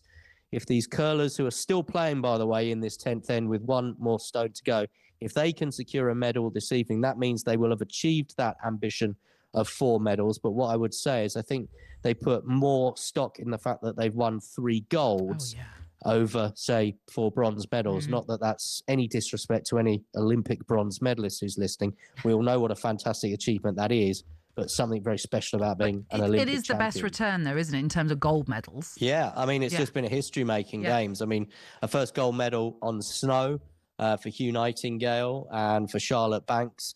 Never had an athlete who's won 2 gold medals at the same games, which Matt Weston's done here, and never had a team that's won 3 gold medals before as well. Just quickly, Michael, I think good news for Team GB. You might be watching a feed which is ahead of mine at the minute. Okay, I'm not going to surprise you. Breaking news. I'm not allowed to speak to you from inside the venue. Yes, but judging by the fact my WhatsApp messages have just gone whoop, and looking at your 2 faces There's on the some celebrations feed here, going and on. seeing the stone going into the house now, there is some celebrations and some handshakes at the curling arena in Cortina. Bruce Mowatt's team, who only got into this semi-final, having watched results elsewhere go their way, have won in this 10th then 8-5. That means there is a guaranteed medal for Team GB in the curling. It will be a gold and silver. Bruce Mowat and his rink won silver in Beijing 4 years ago when Eve Muirhead's women won the gold medal. They have targeted this gold medal this time around. They said they've come to these games to win this gold medal, and they will now have the opportunity to go for this gold medal as well against either Canada or Norway. Now, Canada were leading that one. Canada were the bronze medalists at the last World Championship when Scotland, who have become Team GB for the Games, won the gold medal. So, yes, Bruce Mowat, they've done it the hard way through the round-robin stage, but they have guaranteed themselves a medal, and they have guaranteed Team GB a fourth medal of these games. They've beaten Switzerland in the semi 8-5. Superb. Michael, Thanks, enjoy. Michael. Thank you very much. We have got to take you to Celtic Park because there's drama and heads in hands, no doubt, if you're a Celtic fan, David Tanner. Yes, it's Celtic 1, Stuttgart 4. In fact, I think VAR has just ruled out the second goal that Stuttgart scored in the space of 2 minutes. So let me correct that scoreline. It's Celtic 1, Stuttgart 3. Jemmy Lowling got the third goal after 57 minutes. A shot from 25 yards out, his third goal in the season's Europa League. And then just 2 minutes after that, Ermedin Demirovic scored what looked like a fourth goal until VAR spotted an infringement. So the score is Celtic 1, Stuttgart 3. Okay, David, thank you very much. But yes, this looks like Martin O'Neill. Getting everyone confused. Joe Hart, Kasper Schmeichel, you know what I mean. Martin O'Neill might well be suffering his first defeat since returning to Celtic as they trail 3-1 in just gone past the hour mark. Okay, on the way next, we will discuss the Women's Champions League here on Kickoff on talkSPORT with Ladbrokes. It's 18 and over, gambleaware.org.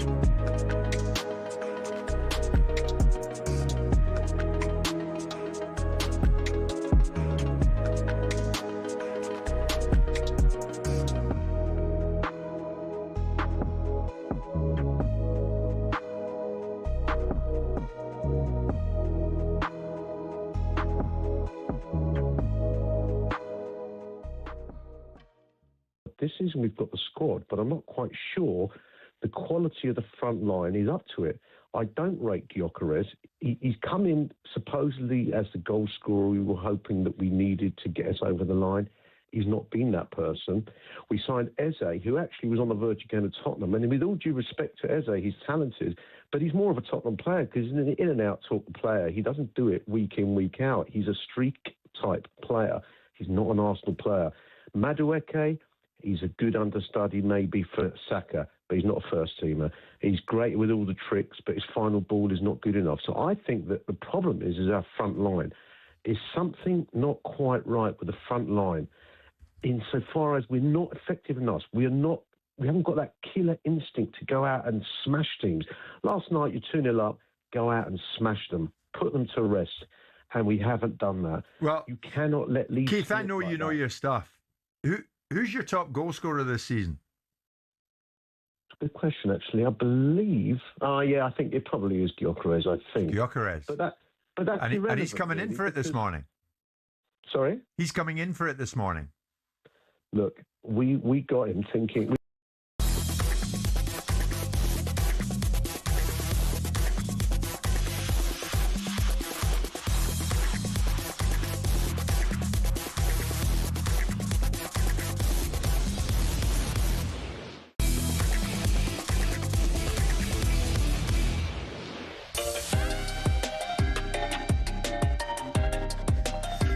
This is Kick-Off on talkSPORT, and it is Lianne Sanderson, the former England women's striker, who is alongside me, Natalie Sawyer, as we take you through to the Sports Bar at 10. And right now we're going to cast our eye on what's going on in the Women's Champions League. Matches ongoing right now, but also, of course, we have seen Arsenal book their passage through to the quarterfinals after a 7-1 aggregate win over Leuven.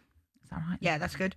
Thank you. I always appreciate that. Uma Gurav joins us this evening to look back on what's been happening and, of course, what is happening right now, too, as Manchester United women are in action. But Arsenal, like I say, are all heavy win to get them through to the last 8. Just how impressive are Arsenal now looking, would you say?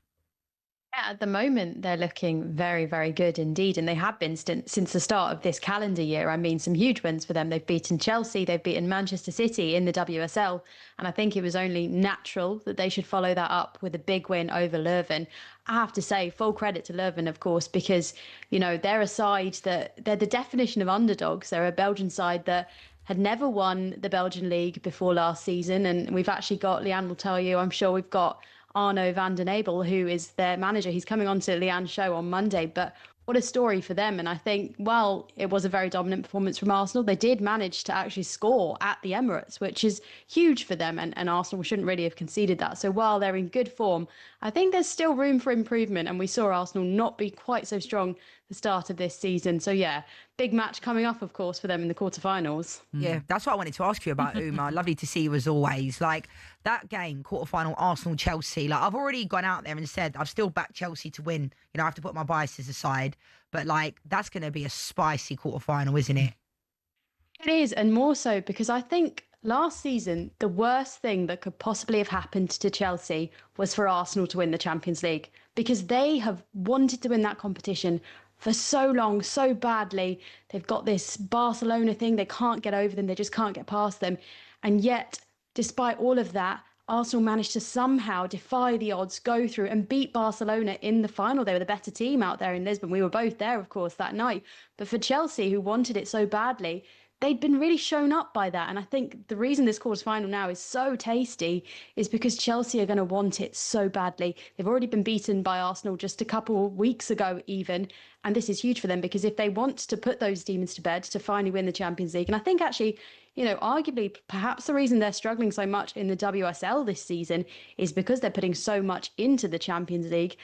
They're going to want to beat Arsenal really badly. And I know you've said that Chelsea are going to go on and win it, but I'm just not sure at the moment. I'm not sure they've got it in them. I know, my head and my heart are telling me two different things, but I also want to come on to Manchester United women, their first ever time in this Champions League, and they're doing well, aren't they? They're currently 5-0 up on aggregate against Atletico Madrid, doing well in the WSL.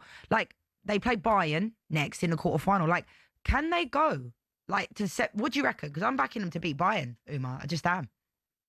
100%. I'd back them to beat Bayern in the form that they're in. And I think what's so impressive about Manchester United at the moment is that the way that they're using the January signings, they used that transfer window to perfection, because I think they had a good squad. And, you know, you might remember me backing them at one point, perhaps to be Uma WSL. said they were going to be champions of the WSL. Like, she went early doors, which I rate. But yeah, sorry, Uma. You know what? They're only second. They're only second. Well, I know, it's not a bad shout, to be fair. To be second. Don't encourage this behaviour. I'm sorry. Sorry. You mustn't do that again, Uma. Mustn't do that again. I'm so sorry. I'm so sorry.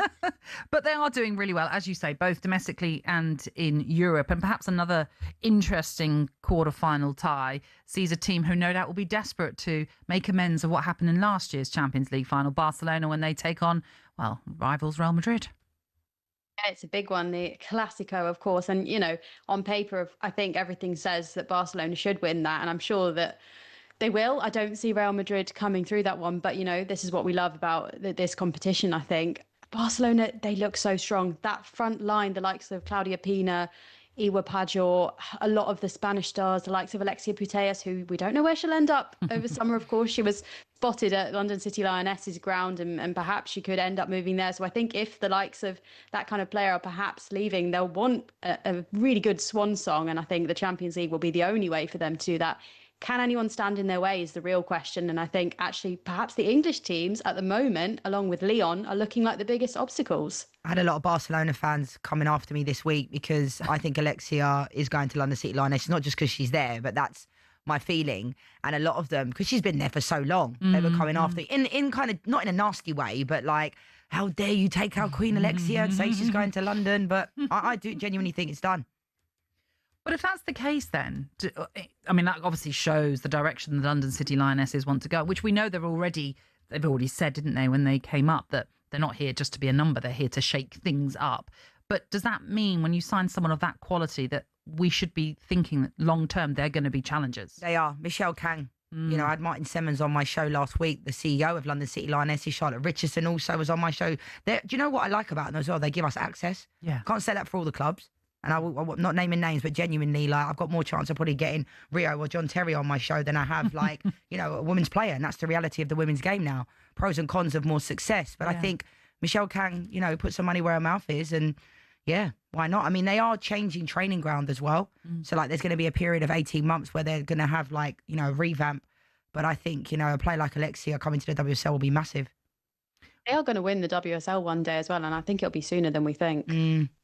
Well, you know, it's sometimes quite nice to see a new team coming away with a trophy like that. Uma, as always, thank you for being with us and just updating us exactly what is going on. And as you say, Manchester United women in action right now, leading 2-0 in this second leg, but as you said, 5-0 on aggregate against Atletico Madrid. So Manchester United finding that they are going to book themselves a place in the quarterfinals too.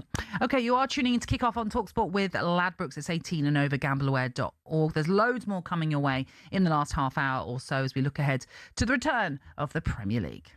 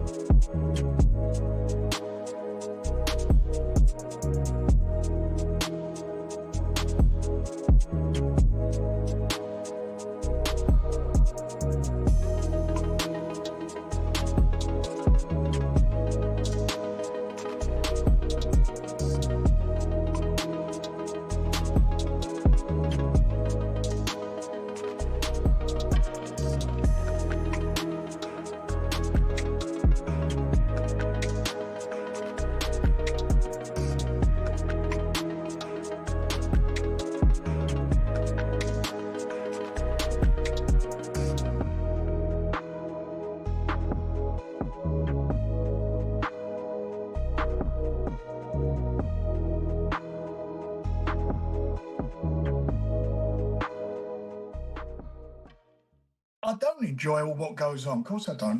Who does? I don't want to see none of that. I don't like all the ranting and raving. You know, John's obviously got a problem, him and Carl Frock, I don't know, you know, with the two of them, and it is what it is. But it's nothing to do with me. And I've got to be honest, you know, I have no regard for it. It's irrelevant to me. All I care about is what Tyson's doing and the fight. The rest of it's a sideshow. You say that, Frank, but you are the promoter. I'm not the promoter. You're Tyson's promoter. I'm Tyson's promoter, but I'm not the promoter of the event. It's a ring event. It's on, you know, I have an exclusive contract with DAZN. This fight's on, as you well know, it's on Netflix. But if you're uncomfortable with it, Frank, might you not have a word with Tyson? I don't understand. Sorry, but I'm not responsible for what people do or in their family members are in or with them or whether that's down to them. It's nothing that I'm not responsible, nor would I take the responsibility for that. You know, it's no different if one of your relations starts ranting and raving and screaming and shouting. It's not down to you. If it were an event that you were a promoter of note on, say, for example, you make the fight between the winner of Dubois versus Waldley, and you see this sort of behaviour exhibiting itself, would you put a stop to it? Would you suggest that you'd exclude John?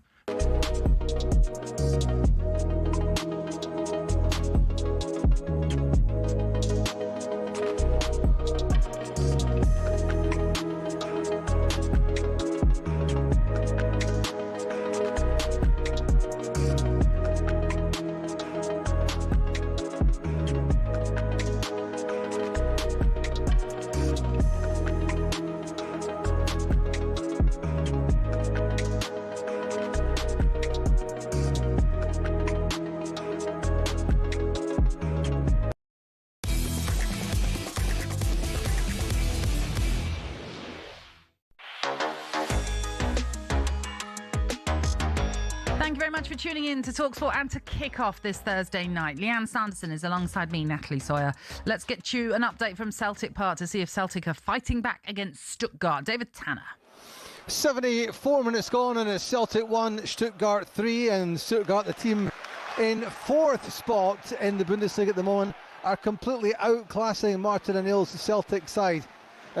Goals in the first half from Bilal El Khanous, 2 for him, and Jamie Llewellyn in the second half have put them in cruise control at the moment. A host of substitutions made by both teams hasn't helped the flow of this game, but it's very much the Germans who are in control here at Parkhead. It's Celtic 1, Stuttgart 3. David, thank you very much. OK, let's talk more Arsenal, shall we? Because they've got a huge North London derby coming their way on Sunday, but they go into it off the back of a really disappointing performance at Wolves, where they dropped points yet again in 2026. In fact, it's the second game in a row that they've taken the lead in a Premier League match and only come away with a point. That at Brentford and now at Molineux as well. Arsenal led, as I said, by 2 goals this time, though, at Wolves, only for the hosts to fight back and then score an injury time equaliser from Tom Edozie. Earlier, broadcaster and Arsenal fanatic Piers Morgan joined talkSPORT Breakfast and said the North London derby represents the perfect chance to bounce back after that draw. I couldn't think of a better place to go, frankly, than Tottenham on Sunday. And I'm presuming that between now and then, Mikel Arteta, who I've become a massive fan of, I think he's going to read them the riot act quite rightly. And I think he's going to ask them, all of them individually, well, how much do you want this? You know, you can be chokers again, as we have been for the last 3 seasons. So that was Piers Morgan on talkSPORT Breakfast earlier. Now joining us here in the studio, it is talkSPORT's Luke Henry, who is also an Arsenal fan. And Luke, it has to be said, lovely to have you with us, but when you walked in, I haven't seen you look as drained and as disappointed as you do right now, obviously off the back of what's happened of late with your team. Yes. Can you explain it? It's been a long day. I've been up since half Sorry, 8. I can't. I've been up talking about Arsenal. It's Just the last. giggling away, enjoying it. I'm not actually, but I love Luke, and look at his little face. Like, Well, sometimes you just can't defend the indefensible, and Right. yesterday was just should never have happened. I don't even know where to begin because I've been talking about it all day, and I still feel angry. I still feel disappointed. It's just because of the way it happened. I'm looking at a team that it was half-hearted, it was passive, and since the turn of the year, we have won 2 of the last 7 Premier League matches.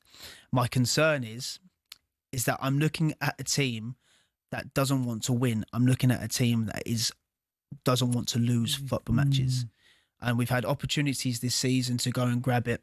The one that's really springs to mind for me personally was the Nottingham Forest one. Bearing in mind, because I was just on the train from the Manchester derby, and you know, some games mean more than others, and we'll touch on the North London derby. I just knew that would have stung Pep Guardiola, that would have stung Manchester City, and we had the opportunity to go 9 points clear, and the performance we put in was just very abject in attack. Very comfortable because it was a Sean Dyche team, and you know what you're going to get with Sean Dyche, hard to break down. But we just didn't do enough. But we got away with it because Villa lost that weekend and City lost, so we got a point. So the narrative is actually we gained a point, which I didn't agree with the notion, because if you want to win the Premier League, you need to take the opportunities that you've been given. We've been given quite a few and we haven't taken them. So it's really disappointing. I mean, for me, like the feeling that I get from you, my dad's a Gooner as well, and I know a lot of Arsenal fans. Like, do you feel like it's almost like you've conceded the league last night? Because that's the feeling I get from Arsenal fans. And I don't feel that way. I know I'm not an Arsenal fan, but like, I still have the belief that Arsenal can still do it. But I feel like I'm one of the only people that feel that way. I have the belief and that's why it's the frustration, because the players are good enough. I think the manager's brilliant and we love them and we support them. But sometimes you have to look at what I was watching last night, and last night should just never have been the case. You know, everyone that was watching that game last night, I said, you know, rival fans would have been watching that game just because they were looking at it going, oh, if it's still 0-0 after, 40 minutes or getting into half-time, there might be a little concern. We took the lead after 4 minutes. We did the hardest thing. That everyone knew then, well, supposedly, game's done. Go out, put a few goals behind them onto Sunday. But it was the nature just to sit back. And I can't understand now. I still don't understand why that was the purpose. And even in the second half, when we made it 2-0, we retreated again. We sat back. Now, you can do it in different ways. Brentford, for example, I thought Brentford were by far the better team in the second half. From the 62nd minute, they had 8 shots, we had 1. So you have to look at that in the isolation of 90 minutes and go, look, on another day, we probably didn't deserve to come away with anything from that. So you look at that and go on to Wolves, you ping 7 points clear, and then you go on to North London Derby. But just last night should never, ever have happened. It should never have got to that position. It should never have got to that. And then the scenes at full time, you know, the fight in from Jesus and, you know, Gabriel absolutely furious. And that's right, because you want to be emotional. It shows they care. But I don't know why that happened. And that what worries me. You wouldn't believe that this is... I'm supporting a team right now that is still top of the Premier League, won 8 from 8 in the Champions League, is in a League Cup final, and has got, you know, without disrespect, a nice tie in the FA Cup 5th round against Mansfield. This should be one of the most exciting times ever to be an Arsenal fan. No, and it is. It should be. But the players need to play like that. They need to embrace the pressure, not be scared of it, not with the fear within it. And I don't know why that is. Because they are good enough to do it. But it's that familiar feeling, though, isn't it? Look, we had a caller on She earlier, and she was saying about that, wasn't she? About the fact that last 3 years, the same things happen over and over again. I hear that, but there is context and narrative that I can put towards the last 3 years, and everyone talks about this word about bottling, and I feel quite strongly about it because I don't think it really exists. In 22-23, we finished 5th, and no one really expected us to be in a title challenge, and we lost out to an eventual Manchester City side that went on to win the treble. You know, we had 2 injuries to Saliba and Tomiyasu. We didn't have the depth. 23-24, I saw a side that won 16 games and drew 1 and lost 1 in the calendar year 2024. We did enough. I know Liverpool fans will listen to this and go, we got 97 points and 92 points, and they've been incredible. But my team got 89 points, broke club records along the way, more goals, more wins than the Invincibles. Okay, that doesn't matter, but for Arsenal fans, it does. 24-25, we were never in it. You know, Liverpool ran away. They won 17 out of the first 19 games. We had a debacle with injuries, and then the January transfer window didn't even buy anyone. We had 4 attackers. But in the midst of all the negativity, we found ourselves in the Champions League semi-final. So that told me that even when we're at the worst of our levels, we're still getting second in the Champions League semi-final. This season, it's been us, and we haven't taken the opportunities. We haven't grasped. I mean, I don't like the word bottling it, right? But this one, we've had opportunities. But the reality is, like, we can maybe use another word, but that seems like the pressure gets to these players. And who does that come down to, the manager or the players? Well, my concern is it's only February. There is still a long way to go. And the last 3 seasons, the pressure's been getting towards the end of the season. We still got a lot of football to play. So they can't really be feeling the pressure now. And I don't know what it is. It's, you know, I've seen, my fear with this is that I've seen some wonderful teams. 2008, 2013, 14, 2015, 16.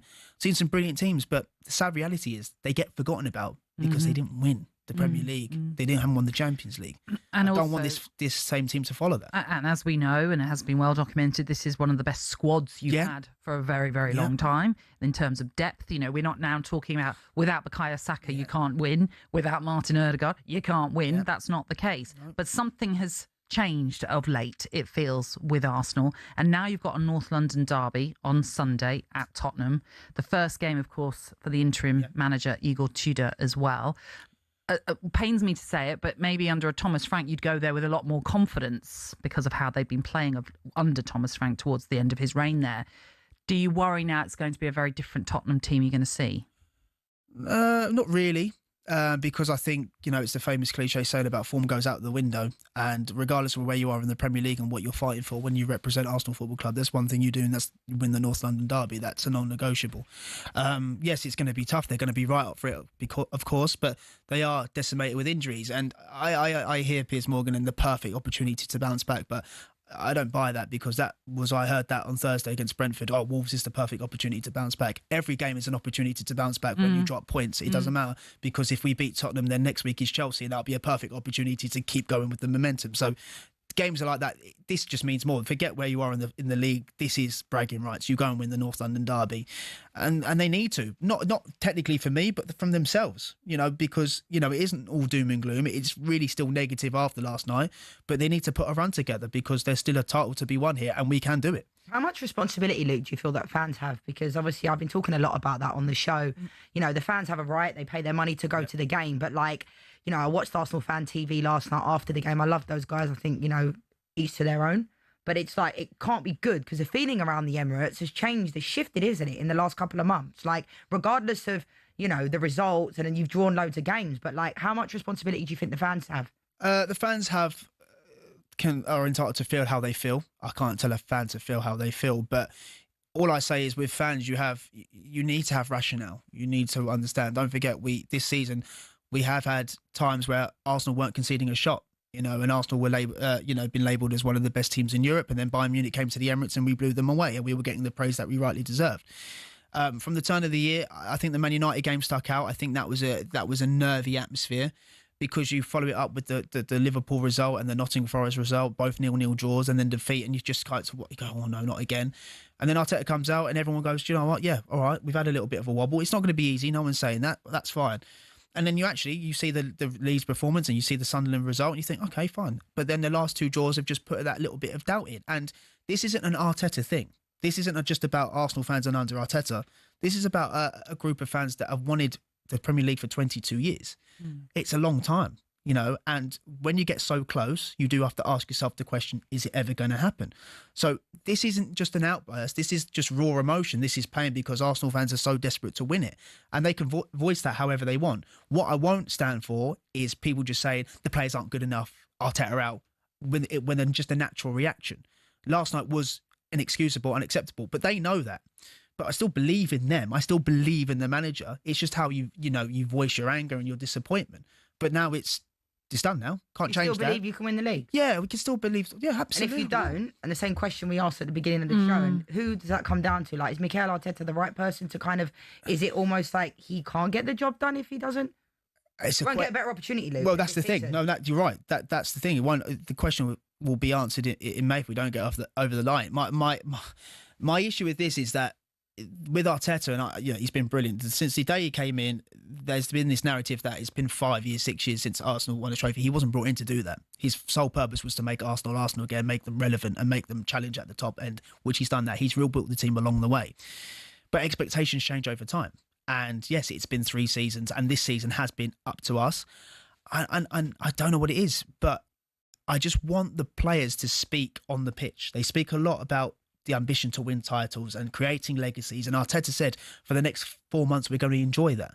I want to see you enjoy your football on the pitch, because right now it looks like they are playing through the fear rather than embracing the pressure. And I can't do anything. I'm powerless. I can support them and back them and sing, and I'll do all of that. But they need to give us something in these last few games, because they just look nervous. I think there's some players that do. I think Declan Rice, Saliba, Gabriel, they have that mentality. But they still look nervous. Yeah. I think it's the whole day. They all look nervous. And even last night, sometimes take initiative when you're on the pitch. Be a bit braver. Take the ball on the half turn when Eze comes on. Jesus has won 4 Premier Leagues. You wouldn't have believed that was the Gabriel Jesus that's won 4 Premier Leagues when he came on yesterday. They can do it. They can do it. And maybe a good result on Sunday might just flick a switch.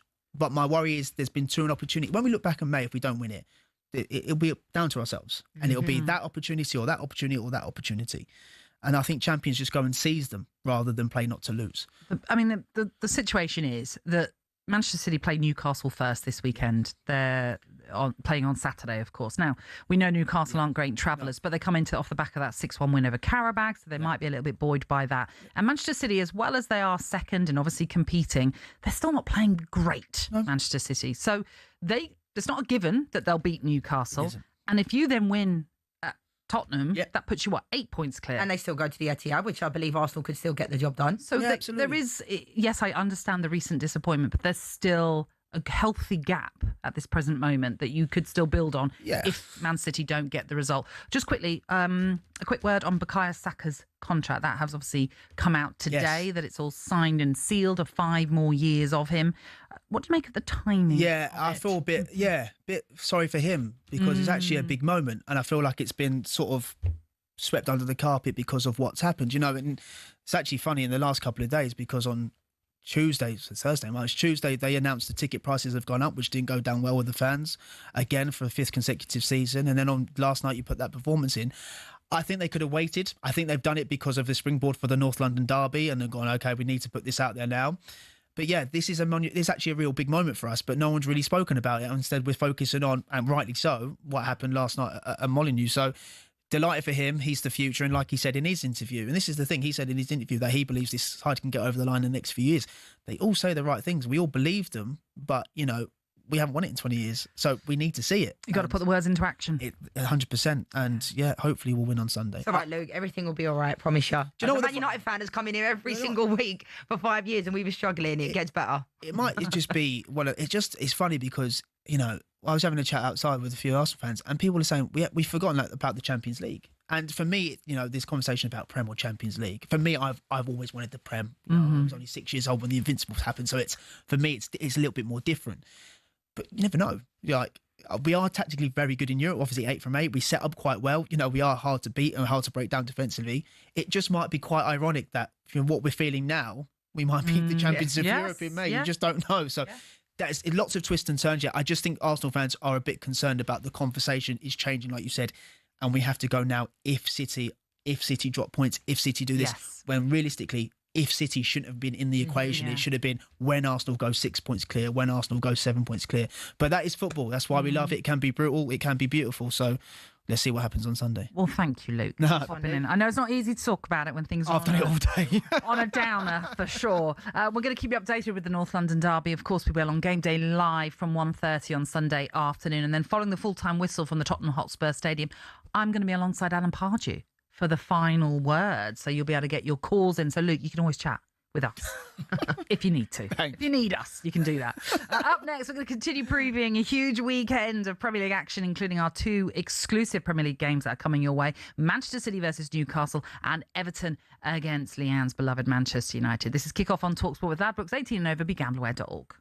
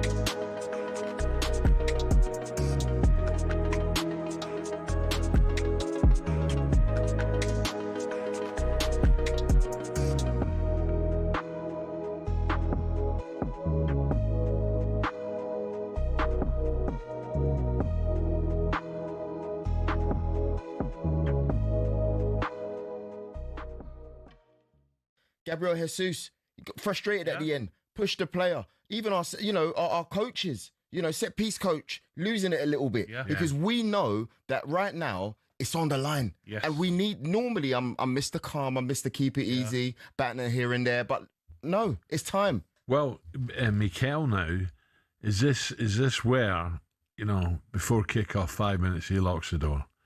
Says, don't you dare let yourselves down. Look around you. Player for player, we're different class to Tottenham. Do not blow it now. Get out there, concentrate, win your 50-50s and get our game going. Then we beat this mob. If the attitude is not 100%, you're in for a shock. Do not let me down and don't let your mate next to you down. He's got to do that. This is a big game. If he doesn't do that, I'll be surprised. I'll be disappointed, heartbroken and shocked. We need the boys to galvanise together, man. This is the time. Because, honestly, I can't have this man on my right-hand side here, Gabby, at the end of the season, singing second again, ole.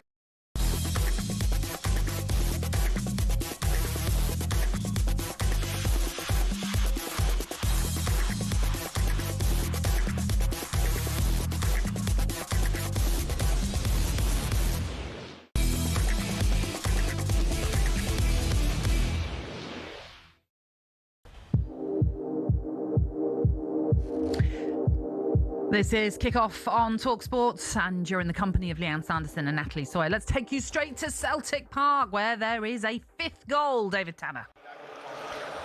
And it is Celtic 1, Stuttgart 4.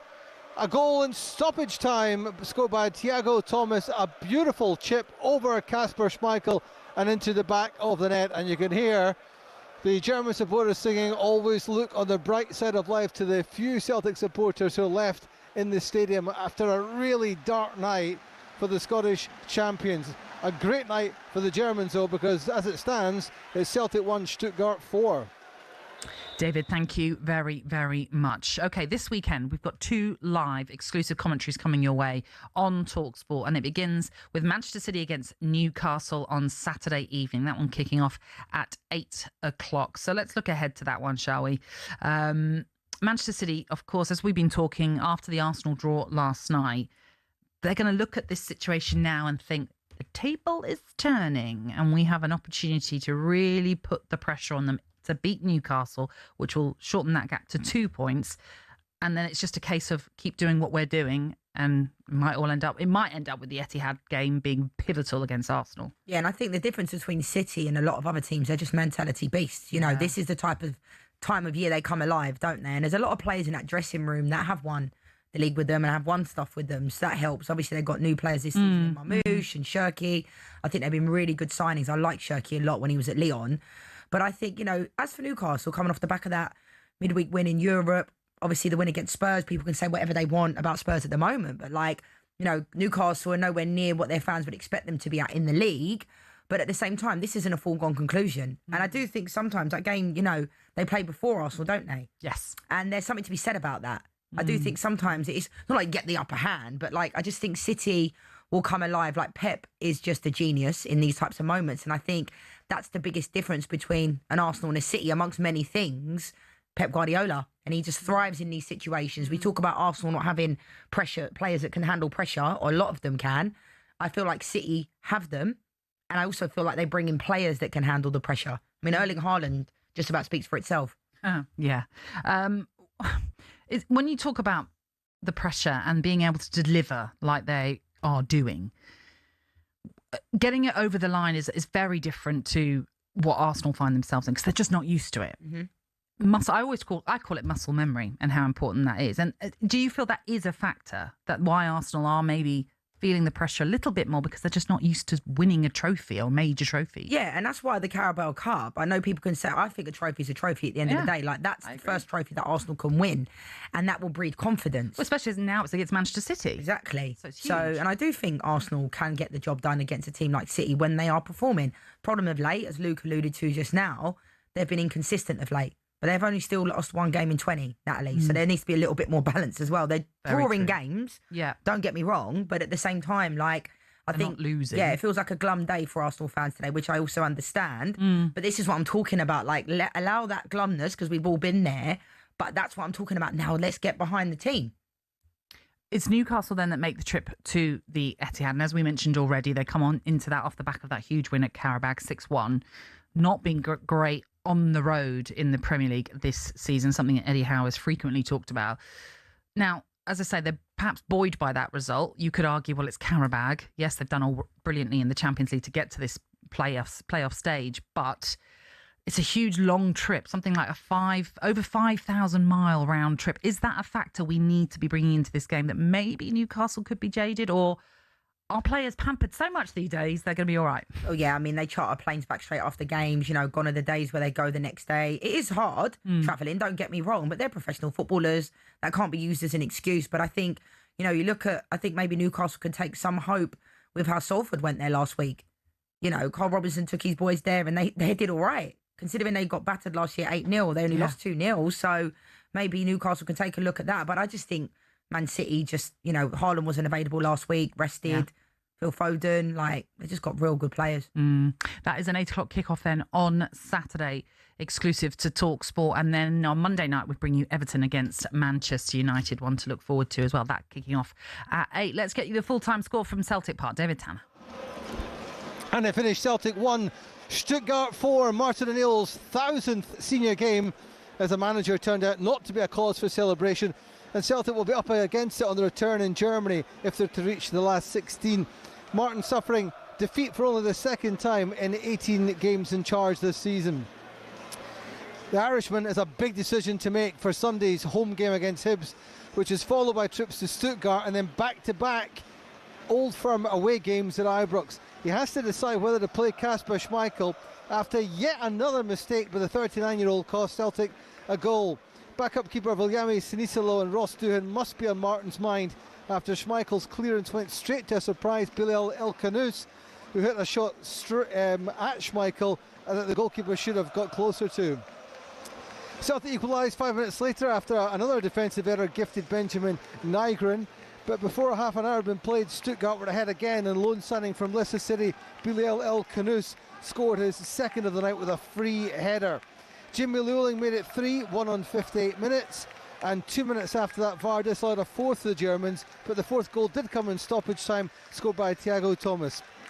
The game was delayed at the start by a protest from Celtic supporters who threw dozens of tennis balls on the pitch in farcical scenes. By full time, it was game, set and match to the Germans. Celtic 1, Stuttgart 4.